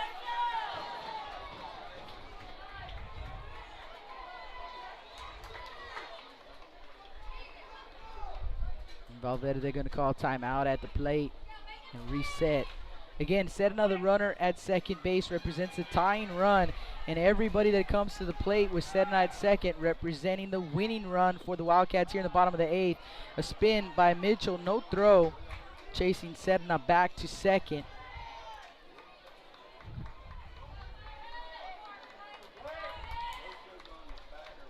So here comes the 1-2 pitch. Mitchell comes set at the belt. A look over to second base. Here he comes with the pitch. Wow. And grounded foul by Valverde.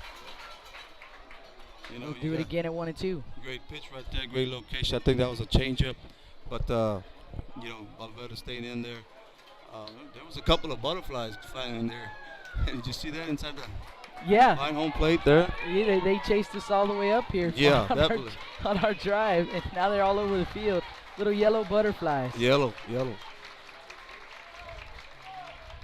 Another 1-2 pitch. Here it comes.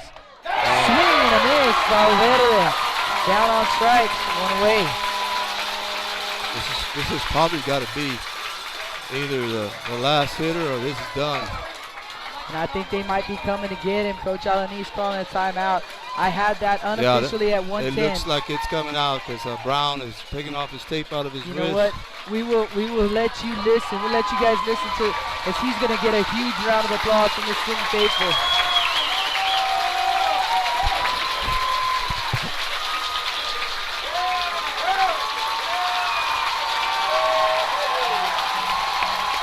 Blake Mitchell, the sophomore, has done a phenomenal job here in this ball game. He leaves, and I'm sure he would have wanted to continue to pitching if he'd be allowed to, but he runs out of pitches with the pitch count. He's got to go, and we'll have a new pitcher. So we wanted to stay here so you guys could hear that round of applause. We knew it was going to be big because of the effort that that young man has given his team. So we'll take a quick break. When we come back, we'll get you some pitching change information. You guys stay with us.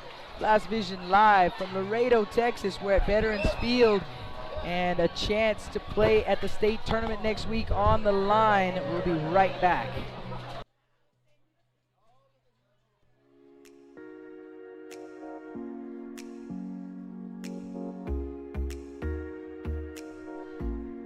J Styles and Cuts on Castores for all your hair needs. Call them at 361-854-7246 to make an appointment today. J Styles and Cuts, proud supporters of South Texas baseball.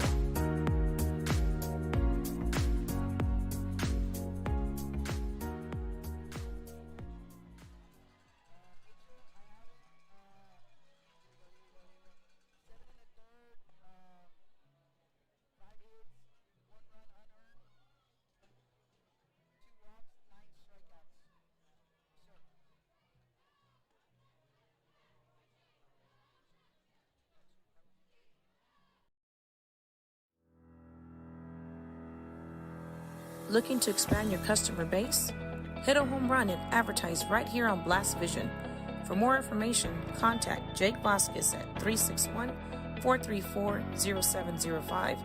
That's 361-434-0705.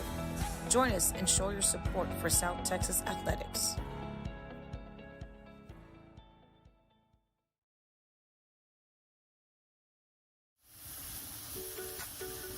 With the sun staying out later and the weather getting warmer, get out and grill. Staple Street Meat Market has the best selection of quality meats for your next barbecue. Known for their Angus beef fajitas, smoked sausages, and new authentic family recipe Ponle brand spices. Like us on Facebook and never miss our weekly specials. We're located at 7626 South Staple Street, number 111 in Kings Crossing. But coming soon, our new location at 7418 South Staple Street is set to open in early 2022. Staple Street Meat Market, proud supporters of South Texas athletics.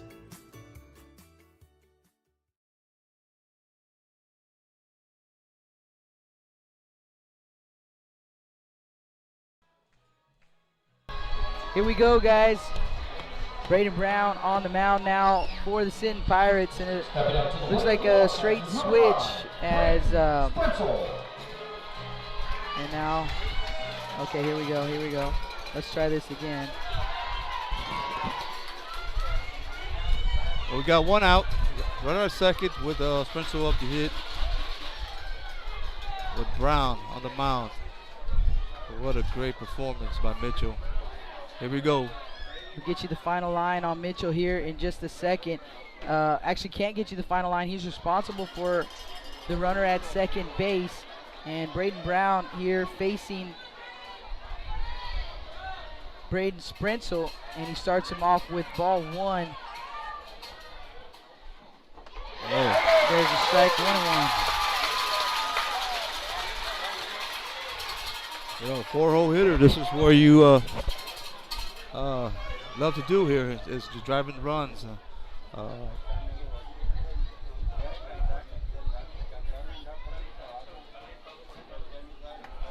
the breaking pitch stays outside. Yeah, this kid, I remember his brother, Brett Brown. Oh, yeah. Man, love to see that guy play. He was just a bulldog out there, and this young man looks like he's taking after Big Brother, that's for sure. Oh, definitely, definitely Browns, they get after it. They get after it, and they love the game of baseball. But like I said, you're in a situation. Coach, you go from one sophomore to another. Yeah. You know, Mitchell the sophomore to Braden Brown the sophomore. Wow. And man, the confidence that Coach Alanis must have in these young men. This is a big situation right here. Big situation, and you know, like I said, you gotta just trust your defense. Go out there, throw strikes, and hit your spots. 2-1 pitch, another curveball, but it's in the turf. So a 3-1 count here on Sprenzel. Braden Sprenzel, he's 0 for 3 with a ground out, a fly out, and a strikeout. You know, you still got a base open. You know, this guy's a tough hitter. You know, so you got to make a decision as a pitcher and pitching coach. Are we gonna give in? They go right after him. Get him to pop up into left field. McCoy is tracking it, and he'll squeeze it. And now the Sinton Pirates 1 out away, and it's going to get loud in here, It's folks. gonna get loud. They're on their feet. They're feeling it.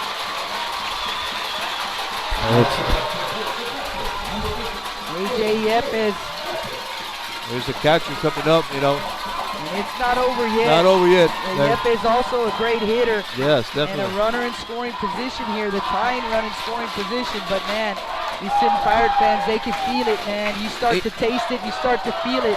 He's had some great at-bats, you know, great swings, you know. Just like I said, this is the way you want to be as a pitcher, doing it for your team, and this is what you want to do as a hitter, doing it for your team. Here we go, first pitch to Yepes, starts him off with a strike.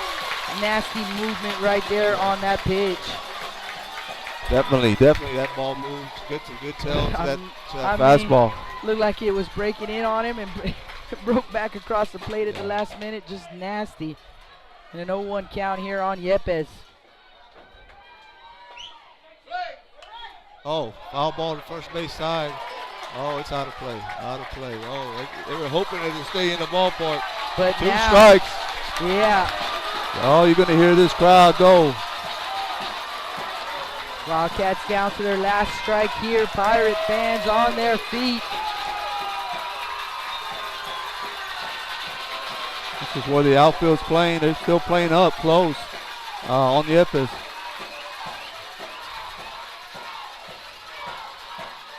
Comes the 0-2 pitch. Brown comes set. There he is. Uh-oh. And they got the runner in a pickle right here. Oh, he got him. Out! Tied down at third Oh, he base. dropped the ball. He dropped the ball. Let me see what the umpire says. So the third baseman drops the ball. Trevino on the tag. So at first it was an out call at third base, but you're right, Coach. Now they're going to say that Trevino dropped the baseball, and so that means that Serna, who was in a pickle, they had him, and he's going to reach third base. He's 90 feet away now. They had him picked. And Brown. then he he slid, but he passed the base, but he kept his hand on, and then, God, you just see the ball come out. Tough one there. Well, you still got 2 strikes, Jake. That's right. They're down to their last strike, but they got that tying run. They got that tie 90 feet away. You're talking about trusting your catcher here. Absolutely. And throwing your best pitch. you know, and like I said, Yepes has had great at-bats. And let's see what's going to happen here. Yeah, Galvan, he's got to smother anything in the turf here, or we'll have a tie ball game. 0-2 count. Here we go. Braden Brown set at the belt. Here comes the pitch, and it's going to miss outside. And look at Galvan right there. Great block. You know, keep that ball in front. Oh my God, that's what you want as a pitcher. He's off the windup now, Jake. So he's going to get all into his legs.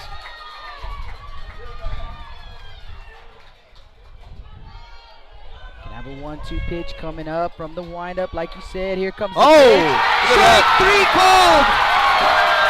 And that is the ball game. The Sinton Pirates going back to the state tournament. They have look at that dog pile. Somebody got hurt. Somebody watch out. Hopefully nobody gets hurt in that dog pile. They got something to finish over there. That is the ball game right there. Strike 3 called on Yepes. And that will do it. Our final 2-1 Sinton Pirates. And they're going back, folks. They haven't been since 2017. But they are going back here in 2021. Big congratulations to the Sinton Pirates punching their ticket. And for the Calallen Wildcats, you know, Coach, what a great season they have had. And these two teams have been 1 and 2, flip-flopped in the polls. One team was 1 in one poll, and the other team was number 1 in the other poll. But they've been 1 and 2 pretty much since the beginning of the season. And this was the series that everyone talked about. This is what everyone hoped for, that, you know, these two teams would make it here. And man, they gave it everything they had. I mean, this was an absolute great ball game. Great ball game. Like I said, Jake, it's going to be a pitching duel, and it came down to, like you said, extra innings and the relief, in their bullpen. Just give credit to that bullpen for, of course, bullpen played shortstop the whole game. Came in there and 3 strikes and got the main strikeout there. But also, you know, Calallen fought well, fought hard. It's a tough one to eat, man. You just, as a coach, you know, you said you played your heart out, and golly, got our hats off to both teams. Yeah, absolutely. I agree. Hats off to both teams. It's been a phenomenal year for both of these squads, and man, they took us to the limit here in this one, and just an amazing effort. You can't say anything more about what these two teams did here on the field. It was a battle to the final strike. I mean, literally to the final strike, and the Sinton Pirates getting it done. Let's get you some final totals. City's going to make her way down on the field, and we're running out of juice here and there goes the bucket. And let's see. They ran out there with the bucket, but they haven't quite gotten Coach Alanis just yet. He's still safe. But there they go, walking around. They are on the mound talking things over, are the Sinton Pirates. And like I said, Cindy making her way down there. We're going to see if we can talk with Coach Alanis. And, man, Coach, I don't know. Let me see if I can pick a player of the game. I suppose it would have to be Blake Mitchell. I mean, the effort that young man had out there, you know, on the mound, and just to get him to this spot. 7 1/3 innings pitched, and he gets the win. He gets the win in the ball game. He was a pitcher of record when they took the lead. So 7 1/3. He allowed 1 run. It was unearned. 5 hits, 2 walks, and 9 strikeouts for the sophomore right-hander Blake Mitchell, and just willing his team to the state tournament, and my goodness, that's going to be a lot of fun as well. Oh, definitely. You got Mitchell pitch a hell of a ball game, and then Brown come in there and close the door. And like you saw the excitement there, Jake. You know, the runner at third base. I mean, the runner at second getting the pickle. It was just a intense ball game there. You know, with Mitchell. And you know what I can say, Jake, is you know, you got to hit to score the run, and you know that co-player could be McCurry. You know, McCurry hit that ball, line drive, you know, out of the ballpark. So He just threw the bucket of water right now. They got him with the bucket. Oh, yeah. I bet you that feels so good. I bet all the other players wanted to get some of that. Absolutely. I want to get some of that. Definitely. I think some of the players stood by him before they could get wet. they did. Let's get you the final line here, and Cindy's out on the field, and I hope she can hear us. Cindy, give us a thumbs up if you can hear us. She is out there. She's out there. She's going to try and get Coach Alanis if we can. For Sinton, 2 runs on 7 hits. They committed 3 errors. For the Calallen Wildcats, 1 run on 5 hits. They committed 1 error. And again, hats off to the Calallen Wildcats. A phenomenal season, and they got a lot of those young guys coming back, and they're going to be in the mix. And don't make plans for this time of the year next year, because we might get to do this all over again. These guys are super young as well, and right now the Sinton Pirates tipping their hats to this crowd, who was phenomenal for them. I mean, this crowd was in it from pitch number 1, and again, we're going to give Coach Alanis a little time. I think he's saying hello to his family down there. Super exciting, and I think you're right, Coach. Mitchell, you know, we've got to, and maybe Chester with the home run. I mean, clutch. Yep. And maybe Chester, co-players of the game. And Cindy, I can hear you. If you can hear me, give me the thumbs up. Yes, I can hear you. We can hear you. I'll turn us up here in a second so you can hear me a little bit better. Can you hear me right now? Can we get Coach Alanis? Can we get Coach Alanis? Yeah, we can hear you. Okay, sounds good. Chris Thomas is going. Wow. How about that? He made Chris Thomason wait right there. Sorry, Chris. Coach Alanis, can you hear us, Coach? Okay, let me turn you up, Coach, because I want to make sure everybody can hear you. Let me turn you up a little bit right here. And, Coach, first of all, congratulations on the win. That's huge right there. You guys haven't been there since 2017. Just tell me right now what you're feeling. Oh, man, you know, it's crazy to think that we had to come all the way to Laredo to try to get this thing done first and foremost. But you know what, man? If you were here in the crowd or you saw it on Texas Live, this Sinton community just rallies around any type of athletic program that we have here in Sinton. And it's just a testament of how much we actually enjoy being around each other. You know, my guys have been through so many obstacles in the postseason that I felt like they were prepped for something like this. You know, the game obviously was something that you have to go out and continue to play. And I was just hoping that my boys would be able to handle the environment that we were in. And, you know, coming around, it's just so special for my group to be able to experience. And I'm glad that you gave a shout out to these fans, because, Coach, they were awesome, and I know they have been all season long, and I know that that's part of the mystique of Sinton baseball. You guys with that rich history and the tradition of going deep in playoff runs and a chance to represent the Coastal Bend, because right now we're all Sinton Pirates. Right now we're all London Pirates, and it's just a pirate kind of thing, I guess. Yes. You gotta be a pirate, man. maybe this year. Nation, the year of the pirate. pirate. To those guys too, man. It is the year of the pirate, and I know Coach Carr's got those kids believing over there. So definitely congratulations to those guys. For my kids, it's so crazy. I just kept preaching to them and said the Lord's got a plan for us, boys, and. Some of the things that we do, or some of the obstacles that he puts in front of you, you can make question whether or not, man, why am I getting to experience this thing? But, if it was easy, everybody would do it, right? And so, that's right. Honestly, I want to shout out so many guys in my ball club.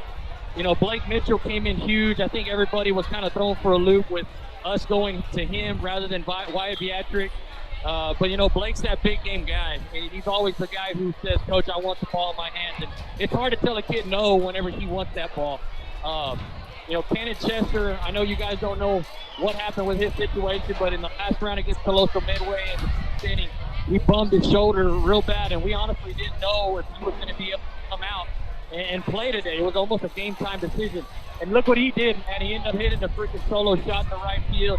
I mean, it's just history in the making for my guys. I'm super proud. Coach, we don't want to keep you too long. I know you got some folks waiting on you. We'd love to sit and talk to you forever. I got see somebody I know up there, man. You might know this guy. Hey, Coach Celanese, I hope, it was great to be here, Jay. I just come to watch the game, and I know Jake does a great job for the whole Coastal Bend and all South Texas. But just to come here and watch, like I told Jake, it was going to be a pitching duel, and you know what? Who's going to come up with a clutch hit? But you guys, like I said, you set them up, like you said, day in and day out. What you guys go through in a situation, it all works out and plans out. And good luck to you guys. Shout out to you guys and the fans. Thank you all for the support, man. I know the Coastal Bend rallies around both spots, regardless of who's in or not. I'm just proud of my group, guys, and we're gonna make a run at this thing, man. I feel like we've got the chance to do it. So Wednesday, let's do it. All right, man. We'll be there. Coach, good luck to you guys. I know you guys got some guys calling for you, but I'll tell you what, we're not going to let you down. And even though we can't call the game, we're going to be there rooting for you. I mean it when I said we're all Sinton Pirates today. Yes, congratulations, Coach. Thank you. Appreciate you guys. Awesome coverage, and safe travels home, gentlemen. So you too. You too. Thank you. Thank you. Head coach Adrian Alanis, and let's see if we can get a player of the game. We're going to get Cindy back on there, see if she can get. We're going to give her the heads up here in a minute who we want to talk to. We want to talk to Blake Mitchell, and we'd love to talk to Cannon Chester if we could too. So we'll see if we can get both of those guys. Let's give her a chance to get the headset back on so we can give her the cue as to who we want. She's working on it, folks. You guys give her a chance. She's working hard out there. Cindy, okay, if you can hear us, we'd like to talk to Blake Mitchell, number 3, right in front of you, and Cannon Chester, number 22. If you can just make sure your volume's turned up on the side of your little device right there. Make sure it's all the way up. And now we can hear you loud. Okay, we'll give it a shot. And if we can talk to Blake Mitchell and Cannon Chester's over there, number 22. Yeah. He's gonna talk to Matt. Yeah, he's talking to Matt. So we'll take Blake if we can.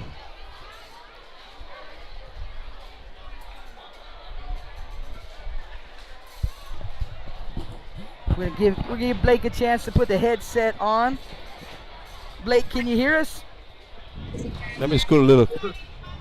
Blake, can you hear us? Can you hear us up here? All right. Blake, I see. Hey man, first of all, this is Jake Vasquez with Blast Vision. First of all, congratulations on the win. Coach said that he thought we would throw everybody for a loop having you out there on the mound, but I saw you last week. And so, we know. We knew that you could do what you did today, but you tell me about it. When Coach told you he was calling your number to come out here, what were the thoughts going through your mind? I mean, I know you had to wait a whole day and a half just to get this start because you knew on Thursday you were going to get the start. So how was that process, having to wait? What was going on in your mind? How did you stay focused? I just thought about it all week, how bad I wanted it and how bad this whole team's been wanting it all year. And I just went out and gave it my all and competed all game. Yeah, definitely. You pitched a hell of a ball game, Mitchell, and Coach Cudillo from Moody High School. But this is where I've come. I told Jake here that it was going to be an awesome a pitching duel. And right now. I said it was going to be an awesome pitching duel. So, like I said, it was a great performance by both of y'all. But like I said, you came out with the W and a great job today, pounding the strike zone. Blake, talk to me about that young man, Cannon Chester. We didn't mention it. We can't mention anything. I remember last week I was at that ball game when he dove, and we thought the same thing up here. We didn't say a word because we can't. But I thought he had hurt his shoulder. And Coach confirming it here, saying, yes, he did. You guys may not know this, but yes, he did. And what he was able to do today just to play, just to come out and play. And then he steps up big for you guys with that. I mean, you guys had led the whole game. He comes in and he hits that bomb to give you the lead. And then you shut the door. And you and Braden Brown, tell me how big Cannon Chester is for you guys. Oh, that bomb was clutch, He wasn't 100% for this game, but he came out, showed out, did his thing. He was due, so went out there, hit that bomb, and came out and got the win. Man, we want to say congratulations. I know you got some folks that probably want to give you a big hug, probably mom and dad and some family over there. So we're going to let you get to them. We're going to let you enjoy this moment. And we want to wish you guys the best of luck next week at the state tournament. Bring one home to the Coastal Bend, Blake Mitchell. Yes, sir. Thank you. Blake Mitchell, our co-player of the game. And I don't know, maybe we will get Cannon Chester. Looks like he just finished up with Matt Rogers. With Matt Rogers over there. So Matt Rogers is going to have his interview on his social media with Blake Mitchell, and let's see if Cindy can chase him down. He's trying to escape from the ballpark, and he may have almost gotten out. Let's see if she can get him down, hunt him down. Cannon Chester, number 22, he's right over there by the gate. Okay, if you can get him, and he can do the interview from right there. I mean, there's no camera here today, so I know he's giving hugs and they're taking pictures and, you know, doing the things that you do when you just punched your ticket to the state tournament. Yeah. So we'll give Cindy a chance. She's gonna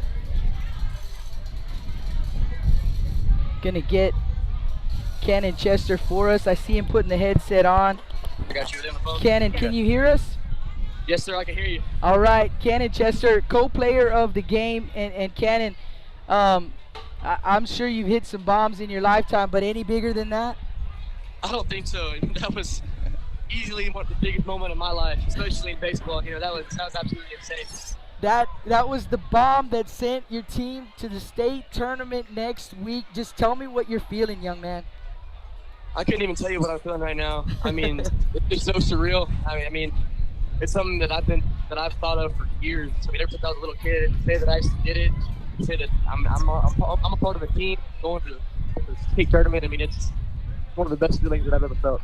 And I just want to know, I mean, this is a Sinton Pirates. They're a program that's rich in playoff tradition. I mean, 3 state championships. They've been to the state tournament 9 times. I mean, just tell me what it feels like to be a part of this program. Not even just in this moment, but to be a Sinton Pirate. It's one of the best things that ever happened to me. You know, I mean, like you said, we've been to the state tournament 9 previous times. And we take our tradition very seriously. You know, we're a winning program, but we don't plan to have that change anytime soon. We don't plan to change that. So, just to say that we kept all that tradition. I mean, the job's not done yet. We want to go win a state championship. Absolutely. But I mean, as of right now, you know, we're doing a great job keeping the tradition alive. This was a huge, well, 1-game playoff, right? But this was the one that everybody talked about from the beginning of the year. Is this how you guys pictured it? You know what? We're going to have to face the Calallen Wildcats and their rich playoff tradition if we want to get there. Is this how you guys saw it coming to pass too? I did. You know, I did. I mean, I knew number 1, number 2 team in the state all year long. I mean, 2 great baseball programs. I knew it was going to come down to the wires. And, you know, hats off to Lampion. He did a great game. But I mean, in the end, we got the upper hand. Absolutely, young man. Hey, I'm going to let Coach Cudillo, who's up here in the booth with me, have the final question here.